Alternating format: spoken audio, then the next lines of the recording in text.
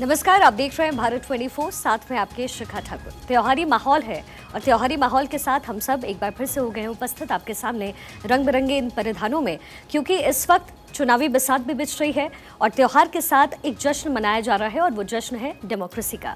चुनावी मैदान पूरी तरीके से तैयार है, रणभेरी इस वक्त बच चुकी है, लेकिन असल जीत अभी आनी बाकी है, क्योंकि इन तमाम चुनाव के जो परिणाम हैं वो सामने आने बाकी है। देखिए, अलग अलग राज्यों में विधानसभा चुनाव हो रहे हैं, लेकिन ये तैयारी है 2024 की। बीजेपी इस जंगे मैदान में उतरी है प्रधानमंत्री मोदी और गृह मंत्री अमित शाह के सानिध्य के साथ। लेकिन वहीं विपक्षी पार्टियां जो 2024 का इस वक्त सपना देख रही है वो खंड खंड नजर आ रही है। लेकिन असली परीक्षा अभी बाकी है, क्योंकि इस चुनावी सरगर्मी में किसके सिर पर ये ताज सजेगा, ये एक सवाल बेहद अहम बना हुआ है। आज जेसी शो में हम इसी बात पर चर्चा करने वाले हैं कि क्या 2023 में जो चुनावी परिणाम आएंगे वो 2024 की तस्वीर को पूरी तरीके से साफ कर पाएंगे। हमारे साथ स्टूडियो में इस वक्त जेसी सर खुद मौजूद है। बहुत बहुत स्वागत है सर आपके अपने शो में, द जेसी शो में। और सर, सबसे पहले चूंकि चुनावी बरसात की बात हो रही है, रणभेरी बच चुकी है, प्रधानमंत्री मोदी को हम देख रहे हैं, इसके साथ ही गृह मंत्री अमित शाह लगातार चुनावी मैदान में डटे हुए हैं, लेकिन सबके जहन में सवाल एक ही है मध्य प्रदेश को लेकर, क्या कमलनाथ इस बार सरकार बना पाएंगे? May be may not be. अंतर कम हो गया है। 3 महीने पहले बीजेपी कहीं नहीं थी, कमलनाथ की क्लियर लीड थी। आज वो लीड नहीं है। एक ऑप्टिमिस्टिक कैलकुलेशन जो कांग्रेस ने करवाया है, उसने कमलनाथ को, कांग्रेस को केवल 95 सीट्स मिल रही हैं और भाजपा को मिल रही हैं 80 सीट्स। एक कांग्रेस का आकलन। दूसरे जो एजेंसीज़ के आकलन हैं, चैनल्स के आकलन हैं, उसमें बराबर हैं। कांग्रेस उसमें है 107 पे, भाजपा कहीं है 111 पे, कहीं कांग्रेस है 108 पे तो दूसरी पार्टी 106 पे। तो कुल मिला के 10-12 सीट का अंतर है। और अभी जो प्रधानमंत्री और अमित शाह ने डेरा डाला हुआ है मध्य प्रदेश के अंदर, तो ये अंतर कहीं कवर हो जाए तो उस संभावना से इनकार नहीं किया जा सकता। इस प्रकार हम ये कह सकते हैं, कमलनाथ की ताजपोशी, कांग्रेस की ताजपोशी एक संभावना है, सर्टेनिटी नहीं है। तो सर, कमलनाथ का इतना जिक्र हो रहा है, कांग्रेस आलाकमान में एक आम धारणा है, it is very difficult to handle Kamal Nath. लेकिन फिर एक और बात आती है, कांग्रेस स्क्रीनिंग कमेटी के प्रभारी हैं, सॉफ्ट स्पोकन हैं भंवर चंद्र सिंह, जो कि इस चुनाव में पूरा लीड कर रहे हैं। कहा जा रहा है कि वो कैसे हैंडल कर रहे हैं? अगर इतना ही मुश्किल है कमलनाथ को हैंडल करना, तो फिर वो कैसे हैंडल कर पा रहे हैं कमलनाथ को? 2 बातें हैं। It's universal fact, is really difficult to handle Kamal Nath because of his background, his authority, his connections, his positioning in the Congress. वो इंदिरा गांधी के ज़माने से कांग्रेस के साथ हैं, संजय गांधी के साथ थे, फिर राजीव गांधी के साथ थे। उनकी हैसियत ये है कि खुद सोनिया गांधी ने उन्हें कांग्रेस अध्यक्ष बनने का ऑफ़र दिया था खड़गे की जगह पे, वो नहीं बने, उन्होंने अशोक गहलोत का नाम आगे कर दिया। तो मतलब ये कमलनाथ जो चाहते हैं कमलनाथ, वो हो जाता है, वो करवा लेते हैं। तो उनकी जो अथॉरिटी है, जो एक्सेस है गांधीज़ पे, वो अद्भुत है। और जो भंवर जितेंद्र सिंह हैं, प्रभारी हैं, वो भी गांधीज़ के हैं, he is also close to गांधीज़, लेकिन not beyond Kamal Nath, not as close as Kamal Nath. उसकी अथॉरिटी है कमलनाथ की जो है। तो डिफ़िकल्ट है, लेकिन क्या है, भंवर जितेंद्र स्मार्ट आदमी हैं, लो प्रोफाइल हैं, सॉफ्ट स्पोकन हैं, काम चला रहे हैं अपना। और अब तो काम ऑलमोस्ट हो गया है, टिकट विकट बंट गए हैं, अब कोई ज़्यादा टकराव की कहीं कोई गुंजाइश नहीं है। सरकार बनेगी बाई चांस और मंत्रिमंडल बनेगा, तब ये सवाल आएगा भंवर जितेंद्र की चलती है नहीं चलती है, उसमें की बात है। सर, आपने कहा संभावनाएं कम है, लेकिन अगर कमलनाथ शपथ लेते हैं तो उनका मंत्रिमंडल कैसा होगा? और आपने कहा कि गांधी के पास उनका एक्सेस अच्छा है, लेकिन अगर उनकी शपथ हो जाती है तो क्या वो राहुल, सोनिया और प्रियंका की सुनेंगे? देखो, सुनेंगे तो सही, लेकिन बहुत कम। रही बात राहुल गांधी की, तो राहुल गांधी का राजस्थान का रिकॉर्ड तो अच्छा नहीं रहा। जो टिकटों के बारे में सोचा गया था, अल्टीमेटली फिर वही हुआ जो गहलोत ने चाहा। Rahul Gandhi was practically made agreed with logic of course जो है। तो मध्य प्रदेश में सोनिया का यहाँ तक सवाल है तो कमलनाथ है जो डायरेक्ट एक्सेस, लेकिन उनका दूसरी फोर्स है वहाँ पे दिग्विजय सिंह। तो हो सकता है कुछ उनको वो कुछ कर्टेल करें उनकी अथॉरिटी, कमलनाथ अथॉरिटी को। By and large we can say Kamal Nath is going to have a free hand in formation of the ministry. ये हम मोटे तौर पे इसको कह सकते हैं। सर, इस बार यदि कमलनाथ मुख्यमंत्री बनते हैं तो क्या होगा उनका एजेंडा? एजेंडा तो ऐसा, एजेंडा के साथ साथ पहले तो मंत्रिमंडल की बात आएगी कि क्या होगा। मेरा ऐसा मानना है कि अगर कांग्रेस सरकार बनती तो 2 डिप्टी चीफ मिनिस्टर बनेंगे। उसमें एक आदिवासी होगा, एक उसमें आदिवासी में कमलेश्वर हो सकते हैं, आदिवासी में पटवारी हैं वो हो सकते हैं, और उसके साथ ही दिग्विजय सिंह के लड़के हैं, पहले भी मिनिस्टर थे पिछली सरकार में, वो हो सकते हैं, अजय सिंह होंगे, गोविंद सिंह होंगे, ये लोग इस तरह से हो सकते हैं। सरकार बनती है तो एजेंडा की जो बात है, तो चुनाव घोषणा पत्र है, उसको लागू करना एजेंडा है। और दूसरा पर्सनल एजेंडा ये है कि काम को, फाइलों को ठीक से निपटाना है, ताकि फिर से ईडी, इनकम टैक्स और दूसरी एजेंसीज नहीं आ जाएं, करप्शन के चार्जेस नहीं लगें। सबसे पहले ये देखना है, बहुत सावधानी से चलना है, फाइलों को सावधानी से करना है, केसेस को सावधानी से करना है। और एजेंडा जो है आज का एजेंडा एक ही है कि जो मुफ्त घोषणाएं करती हैं सरकार चुनाव के अवसर, उसको लागू करना है बेसिकली। अब कोई घोषणा पत्र नहीं रहा किसी पार्टी का। कंपटीशन इस बात का है कि रेवड़ियाँ बांटने में कंपटीशन कैसा है। आप देखिए, भाजपा का और कांग्रेस का अंतर अब खत्म हो गया है, रियली अनफॉर्चुनेट। भाजपा में एक आशा किरण थी और विरोध किया था सरकार ने, ये फ्री अर्थव्यवस्था, हर चीज़ फ्री जो है, इकोनॉमी खत्म हो जाएगी, ट्रेजरी खत्म हो जाएगी, और एक्चुअली हो रहा है। लेकिन क्या करें, ग्राउंड रियलिटीज़ की मजबूरी है, चुनाव जीतने की मजबूरी है, तो भाजपा वही रास्ता फॉलो कर रही है।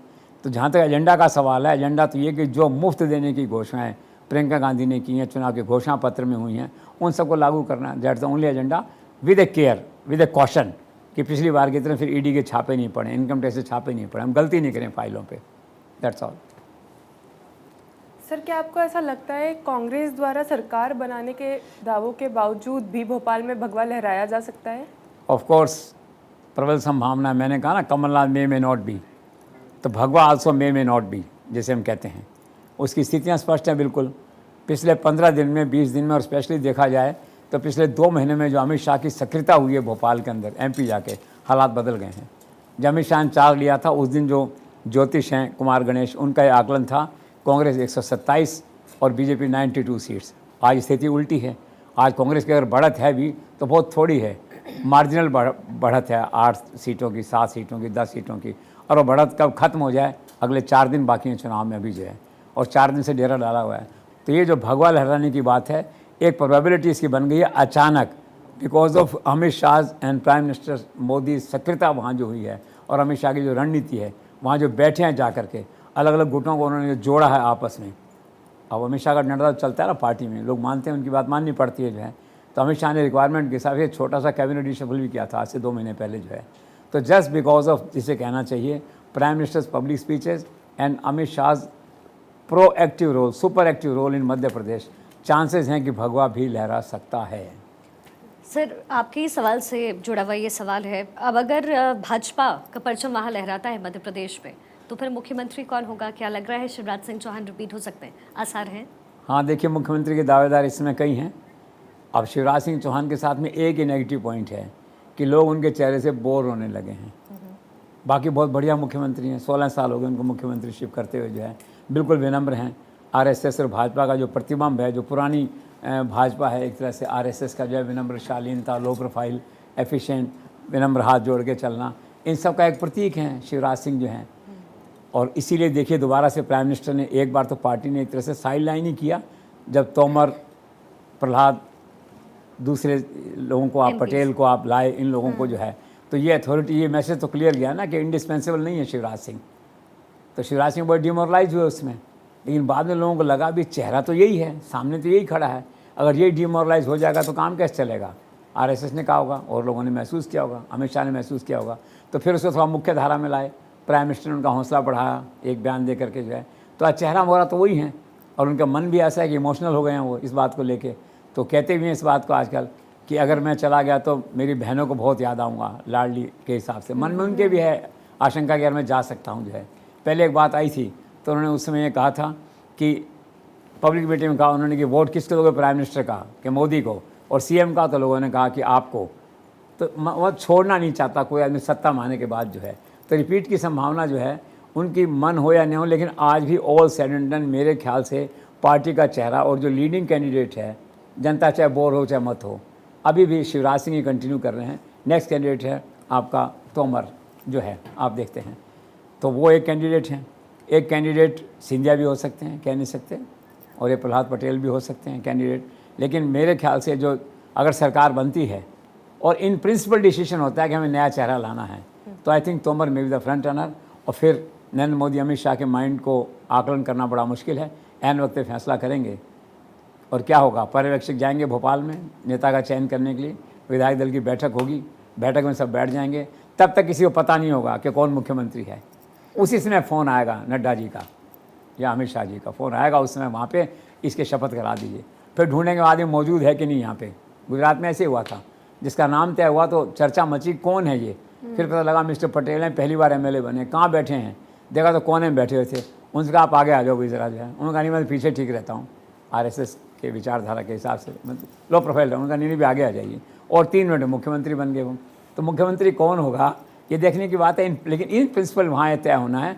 अगर सरकार बनती है, शिवराज सिंह को रिपीट करना है नहीं 2024 को मद्देनजर रखते हुए कि हमें रिस्क लेना है कि नहीं, अगले 4 महीने बाद में चुनाव है फिर लोकसभा के, which is a larger responsibility, larger risk जिसे कहते हैं। तो लेट्स सी, ये चेहरे हैं, और इन सब चेहरों के बीच में मैं आज भी शिवराज सिंह को एक बड़ा चेहरा मानता हूँ। क्योंकि सर आपने इतने चेहरों का जिक्र किया, और सत्ता पाने के साथ साथ कुर्सी की चाह भी हर किसी में होती है, और एक ऐसी ही चाह ज्योतिरादित्य सिंधिया में भी है। लेकिन ये जो फैक्टर है सिंधिया फैक्टर, ये कितना आप इसको मजबूत देख रहे हैं, कैसे काम कर रहा है इलेक्शन में? और दूसरा, सीएम पद के उम्मीदवार को लेकर तो आपने स्थिति स्पष्ट की ही है।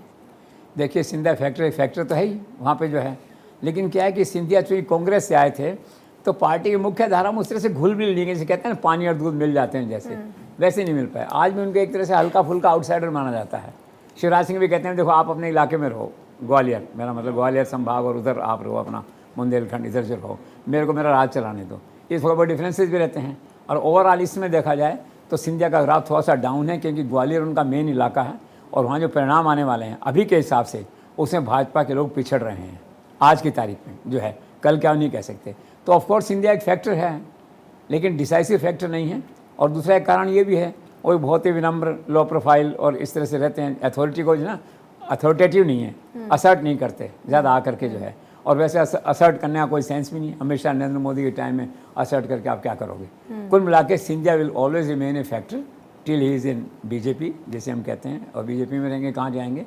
और अब टिकटें मिली हैं, उनके 15-16 लोगों की टिकटें मिल गई हैं, उनको जो है मंत्रिमंडल बनेगा, 2-3 लोग उनके भी इसमें आ जाएंगे, लेकिन कोई डिसाइसिव फैक्टर नहीं है। और ओवरऑल आज के टाइम का ग्राफ जो है वो थोड़ा गिर रहा है। सर सांसदों को भी विधानसभा चुनाव में उतारा जा रहा है। टू बी स्पेसिफिक मैं एक बार नाम पढ़ देती हूँ। मंत्री पद छोड़कर अपना विधानसभा का चुनाव लड़ने वाले दीमनी से नरेंद्र सिंह तोमर, नरसिंहपुर से प्रहलाद पटेल, निवास से फग्गन सिंह कुलस्ते, और उनके साथ ही इंदौर 1 से कैलाश विजयवर्गीय, जबलपुर पश्चिम से बलपुर के सांसद राकेश सिंह, सीधी से सीधी की सांसद रीति पाठक, उसके बाद सतना से सांसद गणेश सिंह, गादरवाड़ा से होशंगाबाद सांसद उदय प्रताप सिंह। इन तमाम सांसदों की जीत की क्या संभावनाएं आप समझते हैं? 50-50 लोग % जीतेंगे लोग, 7 में से मतलब 3 केंद्रीय मंत्री और 4 सांसद हैं, आप ये मान लीजिए। मेरा रफ असेसमेंट है 7 में से 4 जीतेंगे, 3 हार सकते हैं, रूल्ड आउट नहीं है। हो सकता है मोदी लहर में, अमित शाह की लहर में निकल जाए तो बात अलग है। लेट्स स्टार्ट 2-3 लोगों का आप देख लीजिए। तोमर की बात कर लीजिए, जैसे तोमर को टिकट वहाँ से मिला है जहाँ जो एमएलए है लोकल, जो सीट है वो 2 बार कांग्रेस का आदमी जीत चुका है, तो तोमर के सामने चुनौती है। हालांकि तोमर वरिष्ठ नेता हैं, पॉपुलर हैं, कंसेंसस चॉइस हैं एक तरह से। अटल बिहारी के समय तो नहीं थे, लेकिन अभी जो 5 बड़े नेता हैं भाजपा की, जो हायरार्की है मंत्रियों की, उसमें 5वें नंबर पे हैं वो।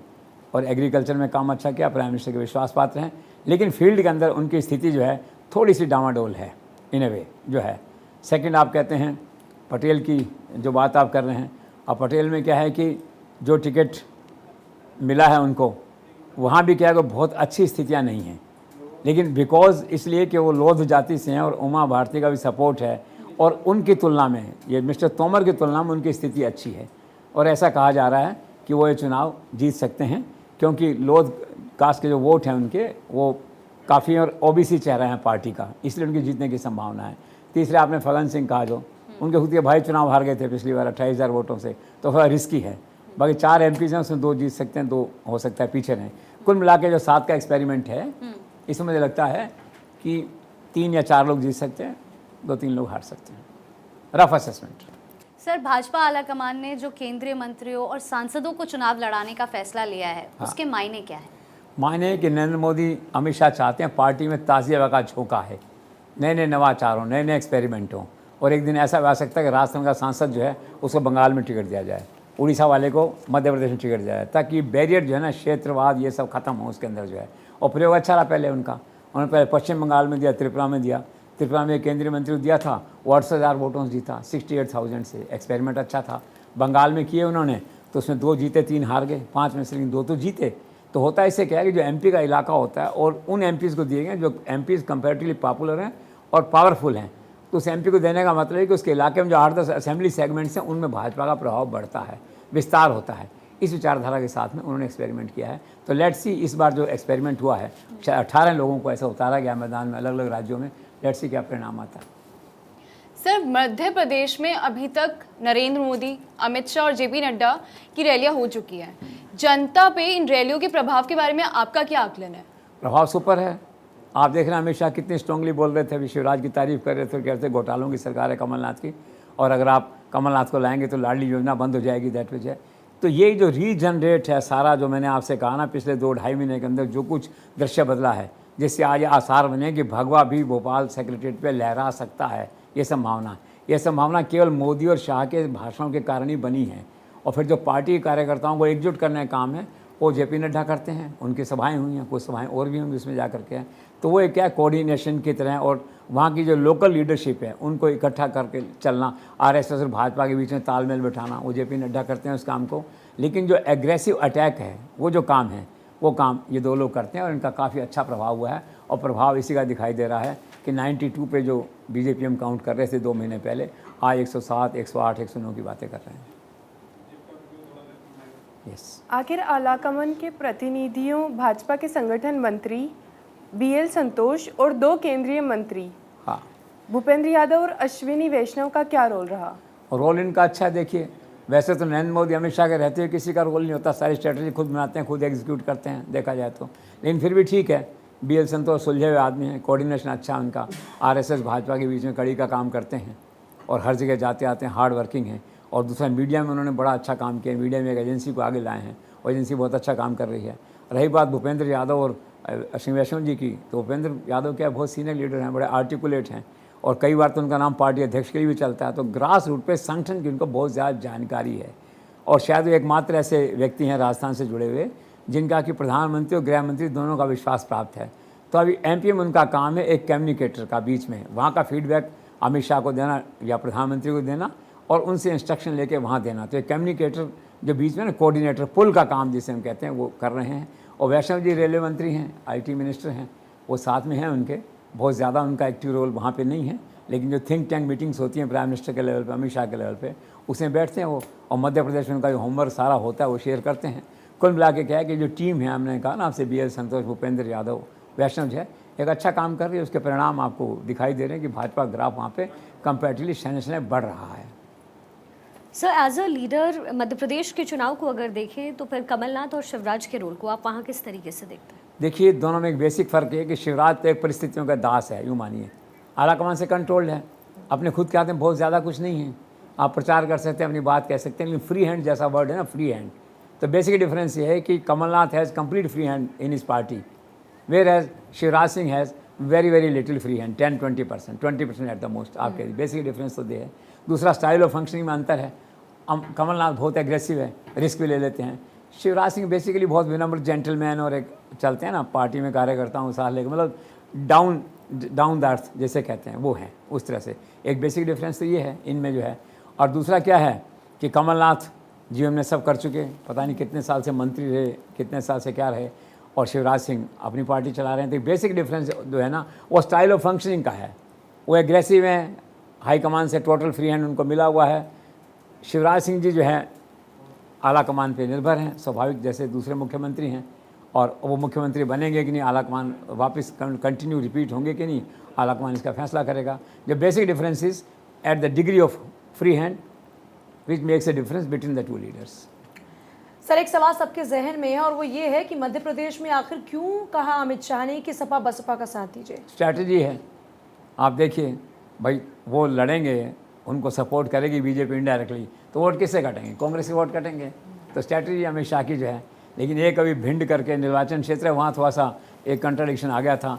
वहाँ ट्रेजेडी क्या हुई कि जिन सपा और बसपा वालों को सपोर्ट करना था, बीजेपी का इशारा था, वो बाद में पता लगा वो तो बीजेपी के बागी थे, खुद ही रिबेल थे, तो उनको सपोर्ट तो नहीं कर सकते ना। तो कहीं कहीं ऐसे एक्सेप्शंस आ जाते हैं, लेकिन बाकी तो स्ट्रैटेजी है इलेक्शन की कि आपके बागी अगर आपके चलेंगे सपोर्ट, आप उनको नहीं कर सकते। और वैसे क्या, सपा और बसपा मतलब राइवल पार्टी है ना कांग्रेस की, वोट काटेंगी और क्या होगा। तो स्ट्रैटेजिक मूव था, स्ट्रैटेजिक स्टेटमेंट था उनका, दैट्स ऑल। सर, सुना है उमा भारती ने इस चुनाव प्रचार से दूरी बना रखी है, क्या कारण है? हाँ, वो काफ़ी समय से आइसोलेटेड हैं खुद, कुछ तो पार्टी से आइसोलेटेड है, खुद आदमी मन से भी आइसोलेटेड हो जाता है, दैट वे जो है। तो वो बस ऐसे ही रहता है, इस चुनाव में कोई खास उनकी भूमिका नहीं रही।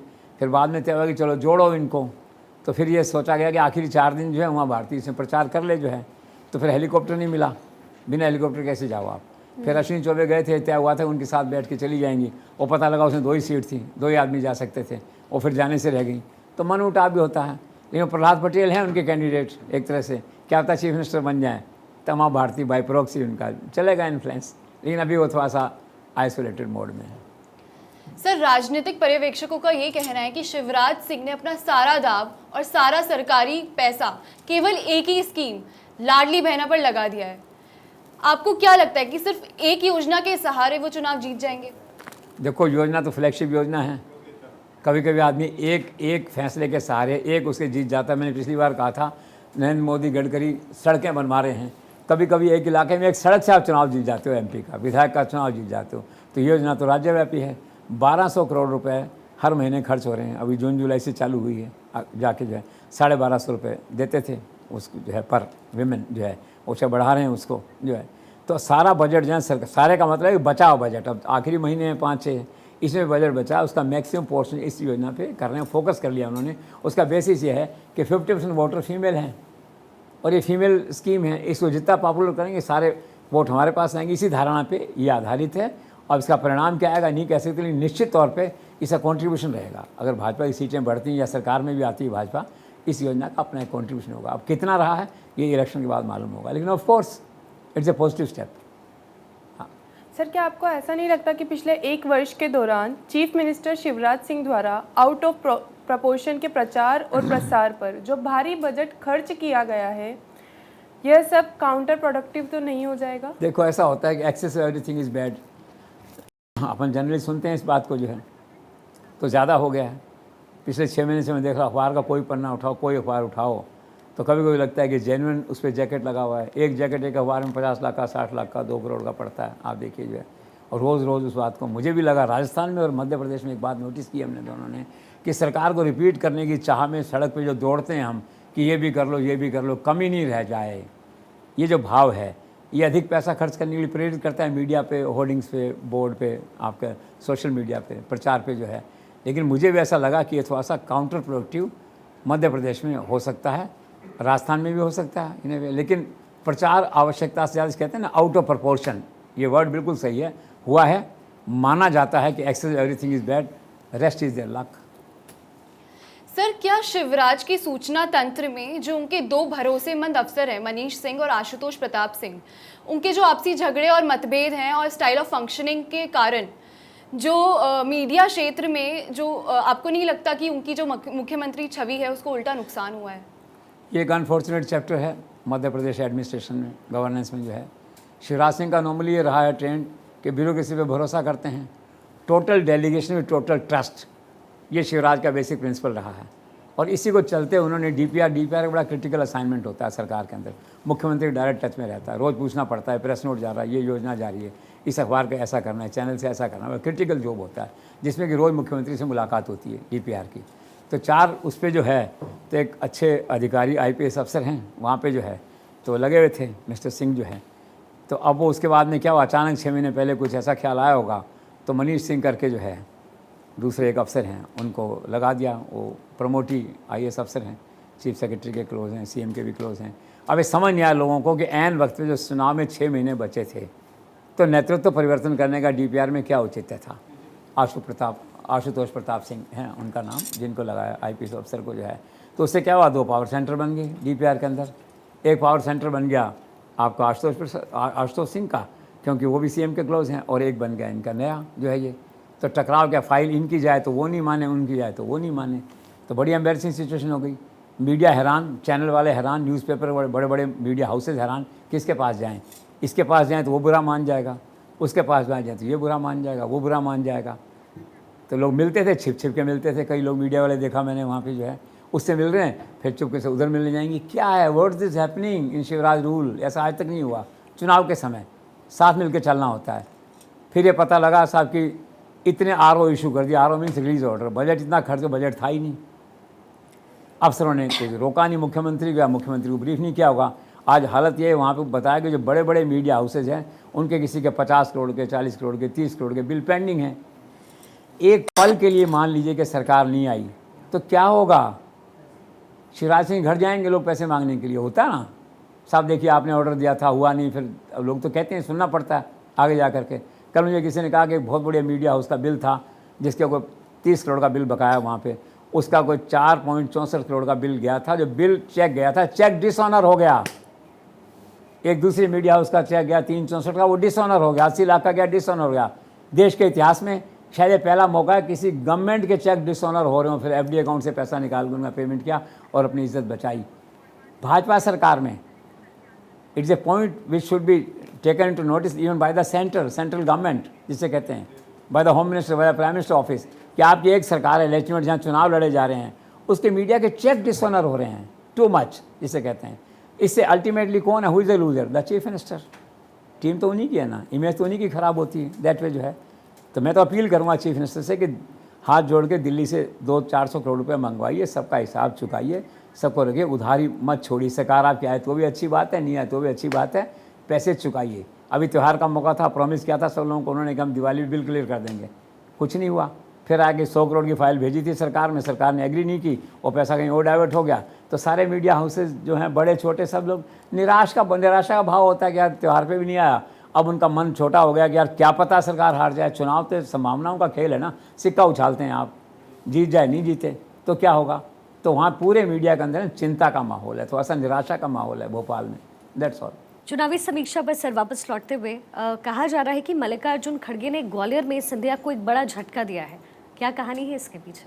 नहीं, एक वहाँ बड़े नेता थे वहाँ पे, कुशवाहा कास्ट के, विनोद कुशवाहा जो है ग्वालियर में, वो पिछले कुछ दिनों से भाजपा का प्रचार कर रहे थे, भाजपा में थे, खड़गे भी ग्वालियर में थे, उन्होंने आगे कांग्रेस की मेंबरशिप ग्रहण कर ली। खड़गे के सामने एम्बेरसमेंट होता है ना कि खुद कांग्रेस का अध्यक्ष गया हुआ हो, सिंधिया का इलाका हो, सिंधिया का जो खास आदमी हो, पूरा कुशवाहा वोट बैंक उधर से लेके इधर आ जाए, एम्बेरसमेंट होता है।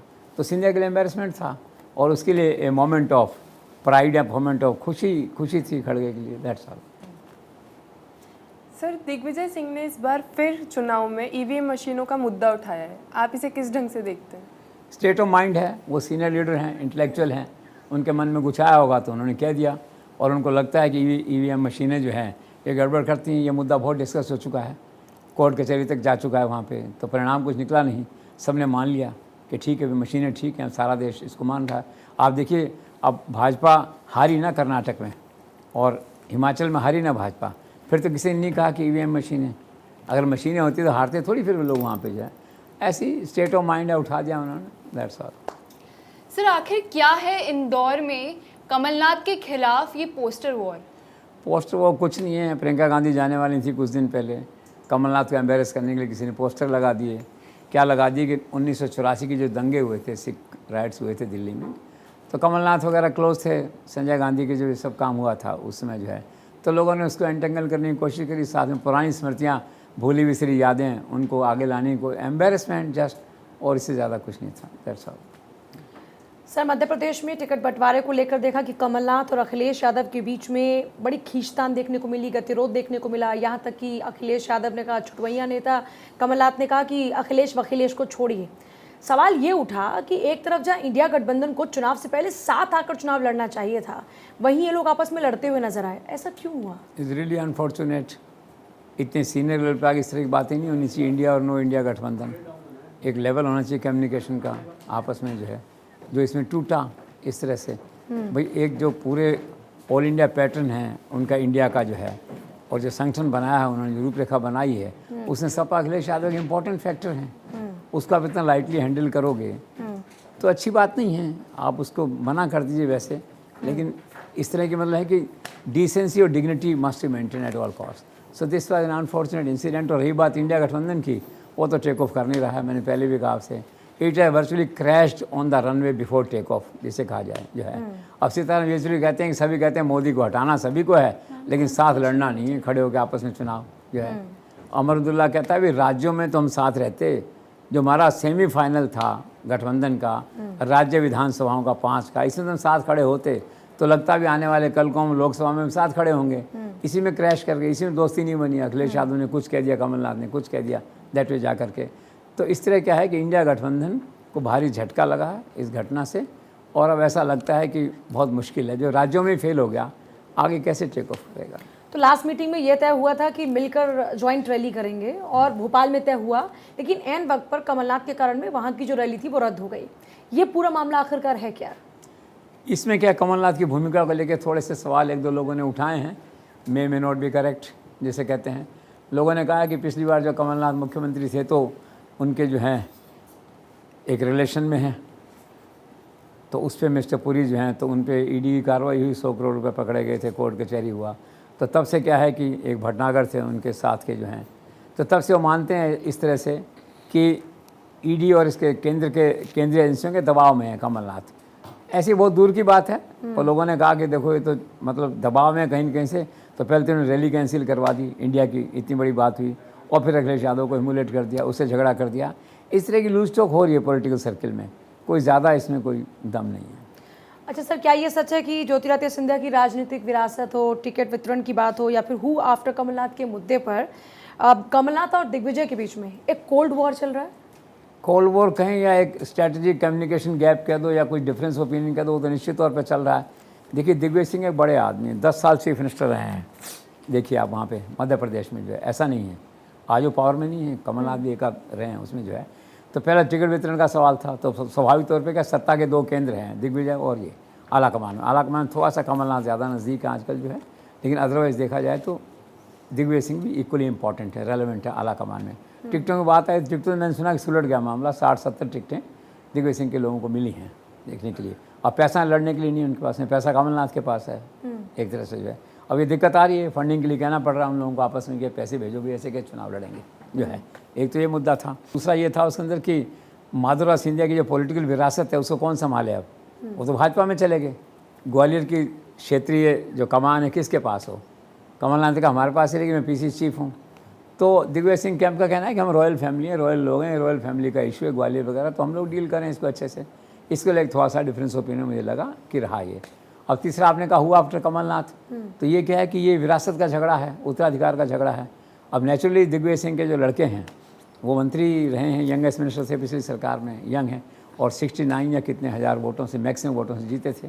तो दिग्विजय सिंह को लगता है कि उत्तराधिकारी आफ्टर कमलनाथ मध्य प्रदेश की कमान इनके हाथ में होनी चाहिए। तो कमलनाथ देंगे फादर नेचुरली सोचते होंगे कि भी उनके जो पुत्र हैं उनके हाथ में होनी चाहिए जो है। और फिर दूसरा क्या है कि वो जो बाबा हैं बागेश्वर नाथ जो थे वो उनसे काफ़ी क्लोज़ हैं, कमलनाथ के जो पुत्र हैं। कमलनाथ के जो पुत्र हैं वो छिंदवाड़ा से MP हैं बाकायदा, ऐसे वो अनाड़ी नहीं है, मतलब उस तरह से राजनीति के अंदर वो काफ़ी करीब हैं। तो उनको ऐसा लगता है भी हिंदू संतों को इनको साथ लेके जो हैं उनके जो पुत्र हैं कमलनाथ के, वो अपना एक अलग बेस बना रहे हैं वहाँ पे, जो अल्टीमेटली आगे जाकर उनके पुत्र से कहीं कहीं विरासत में टकराएगा। तो पावर क्या एक है, पावर शेयरिंग, पावर वॉर है, हर जगह होता है, तो MP में भी है। लेट्स सी आगे जाके कब कमलनाथ बनते हैं नहीं बनते हैं, पहले फिर कमलनाथ कब हटते हैं, फिर वैकेंसी कब होती है, फिर कौन आता है, लंबी बात है।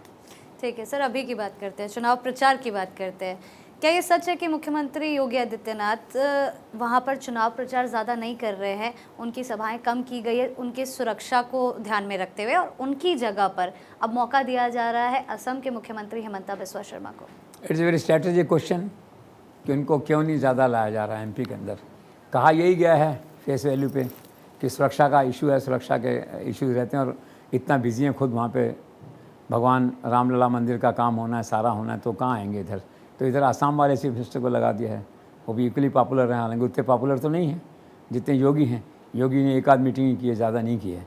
लेकिन ये सच है कि योगी की मीटिंगें ज़्यादा नहीं हो रही हैं MP छत्तीसगढ़ के अंदर जो है, इक्का दुक्का जैसे होती हुई हैं, और बिस्वा को आगे लाया जा रहा है, उनको बसपा को जो है।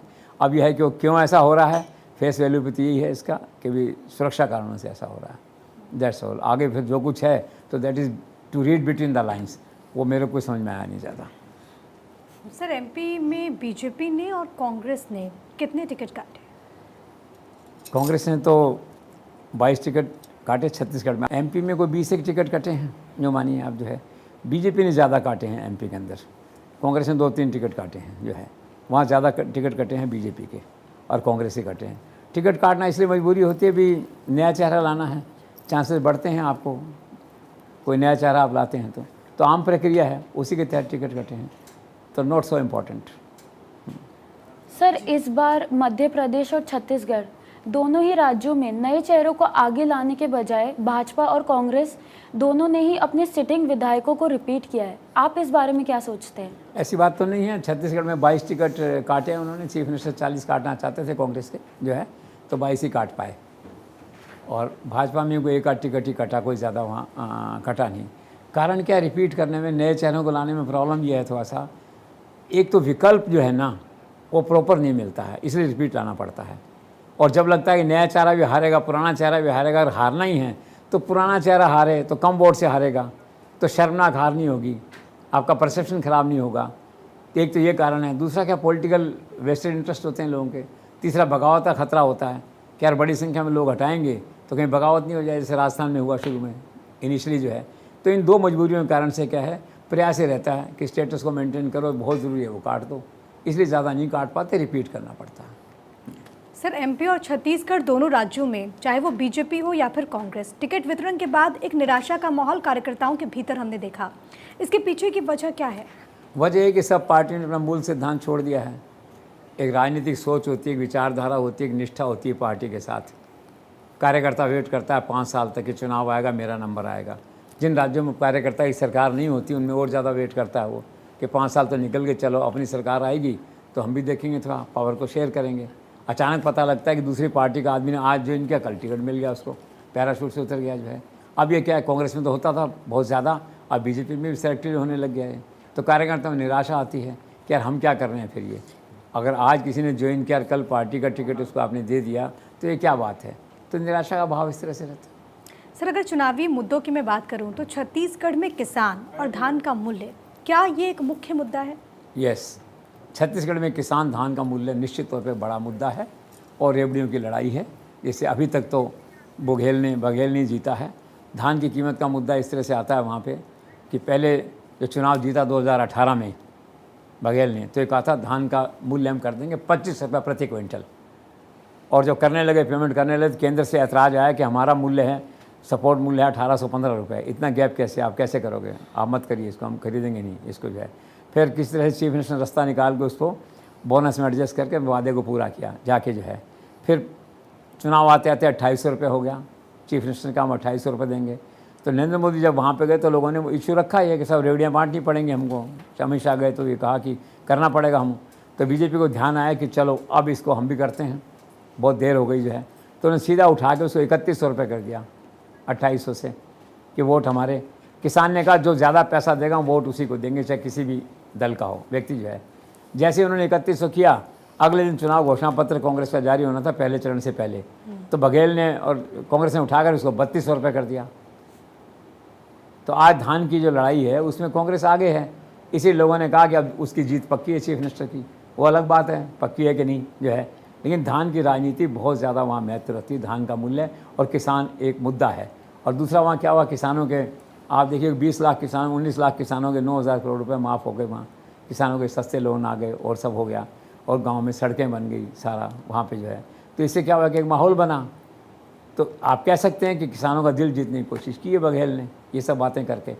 तो लेकिन धान का जो आपका मूल प्रश्न है, धान का मूल्य, धान की राजनीति एक बड़ा मुद्दा है और एक तुरुप कार्ड है कांग्रेस और भाजपा दोनों के लिए, जिसमें कांग्रेस फिलहाल आगे है। जी सर, क्या छत्तीसगढ़ में जो वोटर्स हैं, जो मतदाता हैं, वो छत्तीसगढ़ी और गैर छत्तीसगढ़ी में बटे हुए नज़र आ रहे हैं? हाँ, मैं जाता रहता हूँ रायपुर, पिछले 10-15 साल से जा रहा हूँ। तो मैंने कोई महसूस किया कि इस तरह का सेंटीमेंट तो आया है लोगों में वहाँ पे। अब चीफ मिनिस्टर जो है छत्तीसगढ़िया संस्कृति को बिलोंग करते हैं। आप देखिए इसमें दलित हैं, आदिवासी हैं, ओबीसी हैं, इस तरह के लोग हैं सारे जो हैं, और कंपेरेटिवली लोअर क्लास के लोग हैं वो इसमें हैं। और दूसरी जो आप कहते हैं नॉन छत्तीसगढ़िया जो है, उसमें बस ऊँची जातियों के लोग हैं, कारखाना चलाने वाले हैं, माइनिंग वाले लोग हैं, रियल एस्टेट वाले लोग हैं। रमन सिंह उस क्लास से आते हैं, भूपेश इस क्लास से आते हैं। बघेल ने क्या किया कि अपने आप को छत्तीसगढ़िया से एसोसिएट कर लिया, आइडेंटिफाई कर लिया, और ऐसा प्रचार कर दिया, एस्टैब्लिश कर दिया कि छत्तीसगढ़ का मतलब है भूपेश जो है बघेल। उन्होंने अपने आप को इस तरह से आइडेंटिफाई कर लिया। तो किया हुआ है आपस में लोगों ने एक दूसरे को जो है। और ये जो 5 साल बीते हैं बघेल के, ये छत्तीसगढ़ियों के लिए स्वर्णिम काल था, सुनहरा काल था। सड़कें बनी और हर तरह से उन लोगों ने अपने आप को डोमिनेट क्लास में रखा जो है। अब देखिए सत्ता रहती है छत्तीसगढ़ी, फिर आगे बढ़ेंगे, और सत्ता अगर चली जाती है तो this will be a turn for non Chhattisgarhias. Sir, चुनावी सर्वेस और इस समय देश में चल रही आम धारणा के अनुसार ये कहा जा रहा है कि भूपेश बघेल फिर से छत्तीसगढ़ में अपनी सरकार बनाने जा रहे हैं। क्या आपको भी ऐसा लगता है? भाई देखिए, वो वाली बात है, चुनाव तो क्या संभावनाओं का खेल है, सिक्का उछालते हैं वैसे होता है, चुनाव तो है। लेकिन हाँ, निश्चित तौर पे आज कहा जा सकता है बाय एंड लार्ज कि मुख्यमंत्री पद के लिए अधिकांश लोगों की पहली पसंद बघेल ही हैं टिल नाउ। अगले 4 दिन और माहौल बदल जाए तो आप कह नहीं सकते जो है। और दूसरा क्या, सरकार के खिलाफ कोई सत्ता विरोधी लहर नहीं है इस तरह की। अब अमित शाह नरेंद्र मोदी के भाषण स्थिति को बदल दें, देखिए तो बात अलग है। अब वो शुरू में सोचते थे खुद के मैं 75 सीट लेके आऊँगा 90 में से, फिर बघेल साहब उतर के आए 65 के ऊपर, ठीक। अब स्थिति ये हो गई है कि 46 चाहिए आपको कम से कम बहुमत के लिए, तो 46 तो लाने पड़ेंगे ना। और इस दौड़ के अंदर अभी ओम माथुर गए थे वहाँ पे, जो प्रभारी हैं छत्तीसगढ़ के, और लौट के आए तो उन्होंने अपना आकलन दिया आला कमान को और एक कहा कि हम पक्का सरकार बनाएंगे। पूछा भी कैसे बनाएंगे, उन्होंने कहा कि भाजपा 44 to 47 सीट आ रही है, मतलब 46 हमें मिल रहा है। ये उनका आकलन ये इस तरह का है। अब देखिए क्या होता है। लेकिन एक बात तय है कि भाजपा तो क्या है कि जो 46 चाहिए, 40 पे होगी तो भी जोड़ तोड़ करके सरकार बना सकती है, साम दाम दंड भेद से जो है। लेकिन कांग्रेस के पास अगर एक भी सीट कम रही, वो 46 पे अगर 44 पे भी रहा तो मुश्किल होगा सरकार बनाना जोड़ तोड़ की राजनीति में जो है।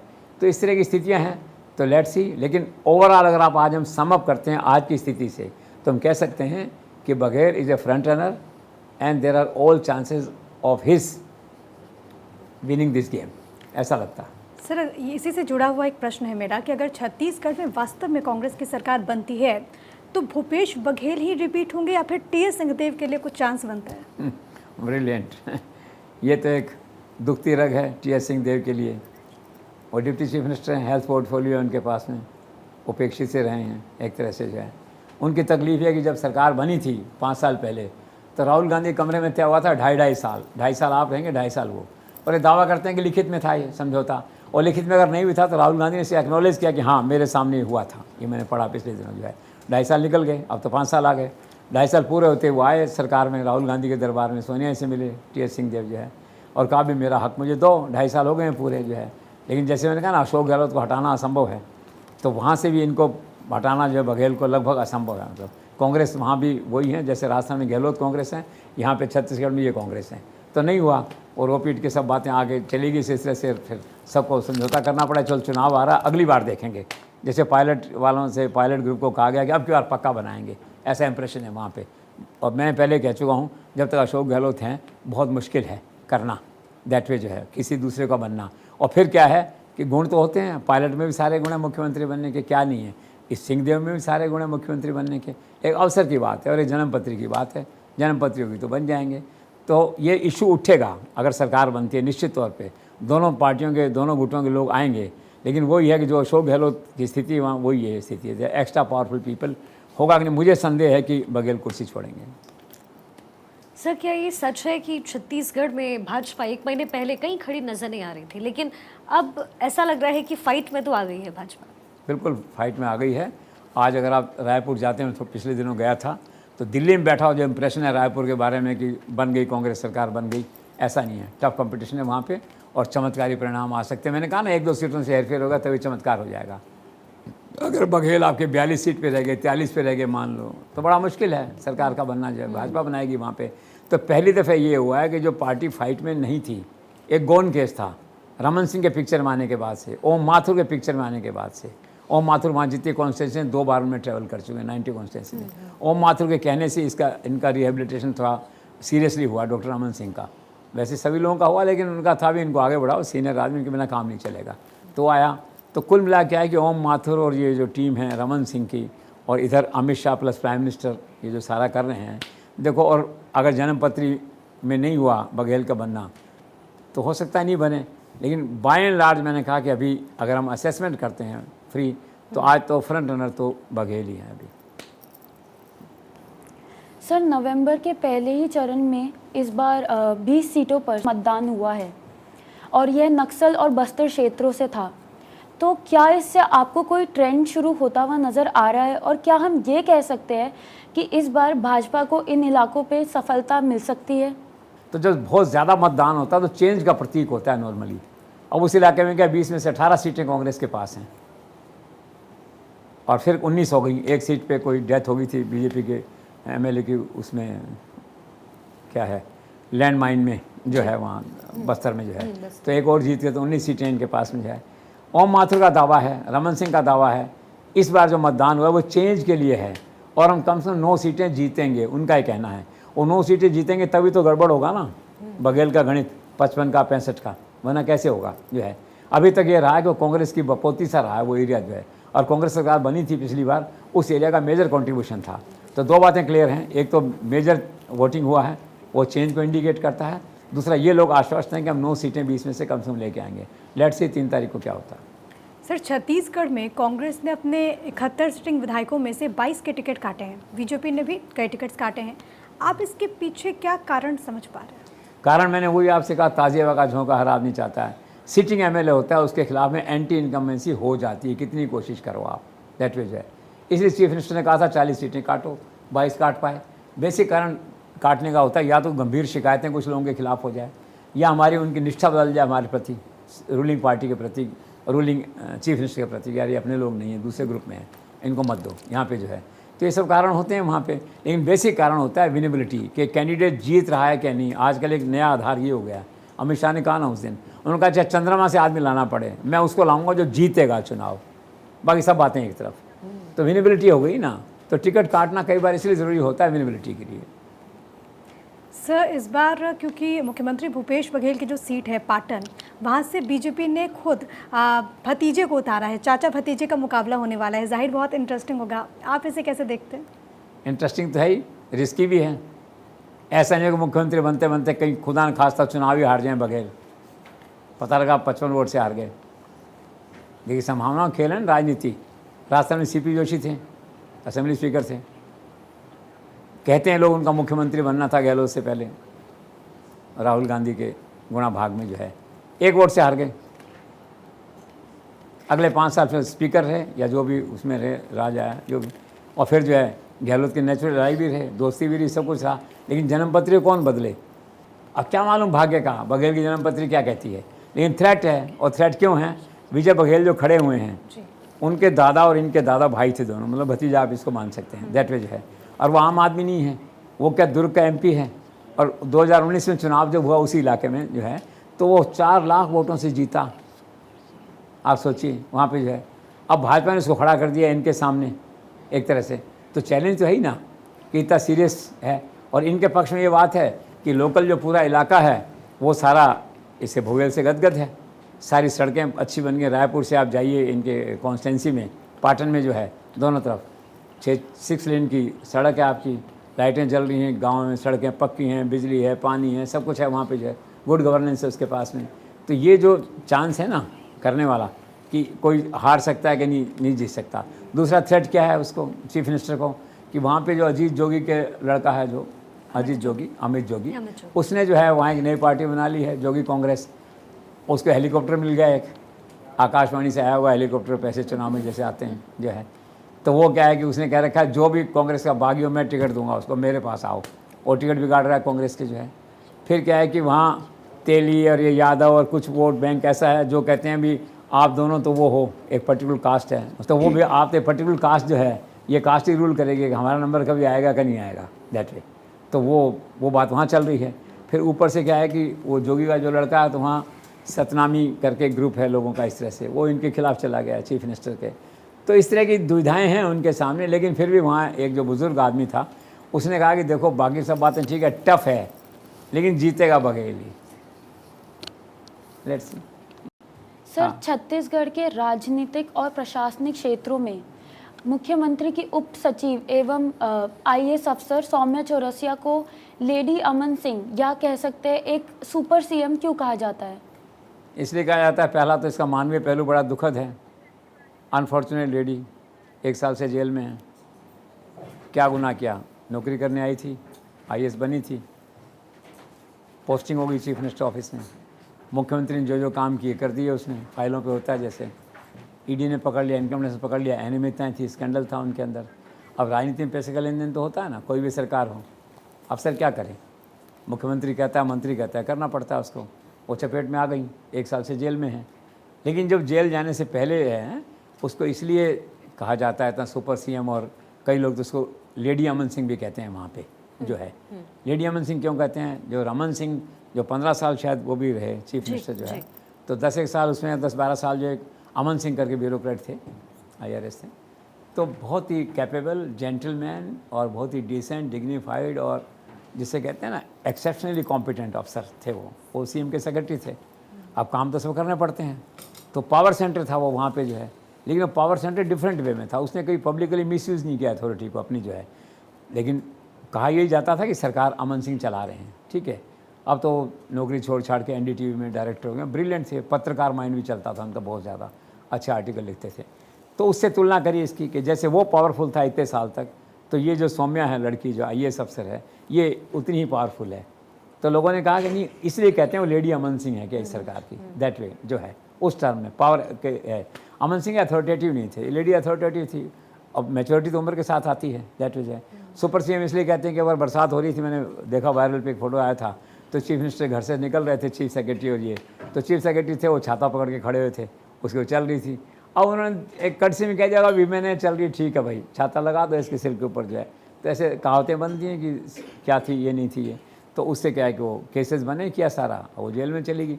और बेचारी सही कह रही है कि भाई मेरे को तो जेल में डाल दिया, और CMO के अफसर कहाँ हैं दूसरे जिनके साथ फाइलों पे लोग थे, बाकी वो तो लेके चलो साथ, मैं अकेली हूँ। तो बस ये है, तो इसलिए वो कहते हैं लेडी अमन सिंह थी और ये सारी सुपर CM थी। ये होती है ट्रेजिडी जिसे कहते हैं ना, कॉन्स्पिरेट सर्कमस्टांसेस।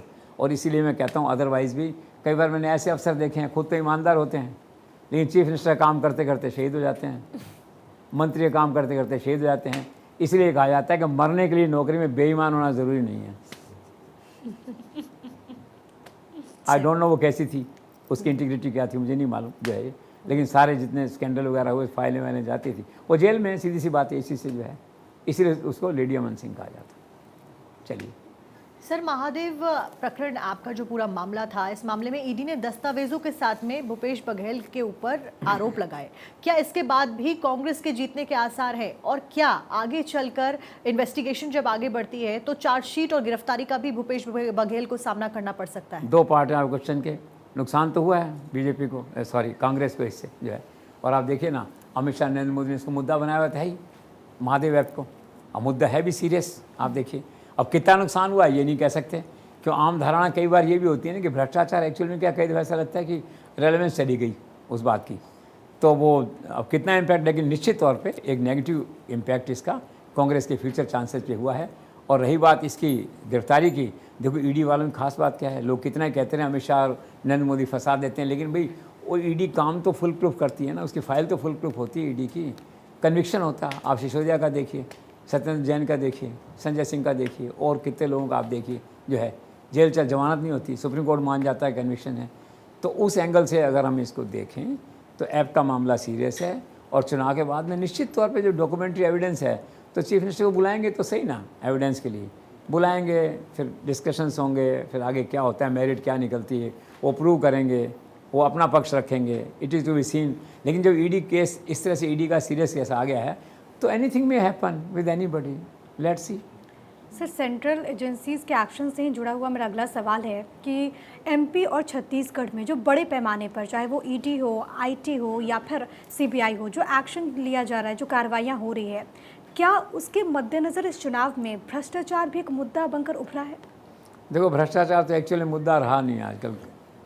और दूसरा पार्ट इसका कि जितने सत्ता बदली है केंद्र सरकार में, चाहे VP सिंह की सत्ता बदली हो, चाहे आपने नरेंद्र मोदी ने मनमोहन सिंह की बदली हो, केजरीवाल या किसी और ने दूसरी की बदली हो, तो सेंटर में जितने बदलाव होते हैं भारत सरकार में, मतलब केंद्रीय स्तर पे देश में बदलाव होते हैं, वो बेसिकली भ्रष्टाचार के रूट से होते हैं। भ्रष्टाचार का नारा लगाते हैं और फिर एंटी भ्रष्टाचार की बात होती है, एंटी करप्शन की, और सरकार बनती बिगड़ती है। वो तो एक सत्यता है कि जब भी सरकारों का पतन होता है केंद्र में, तो भ्रष्टाचार एक मुख्य मुद्दा होता है।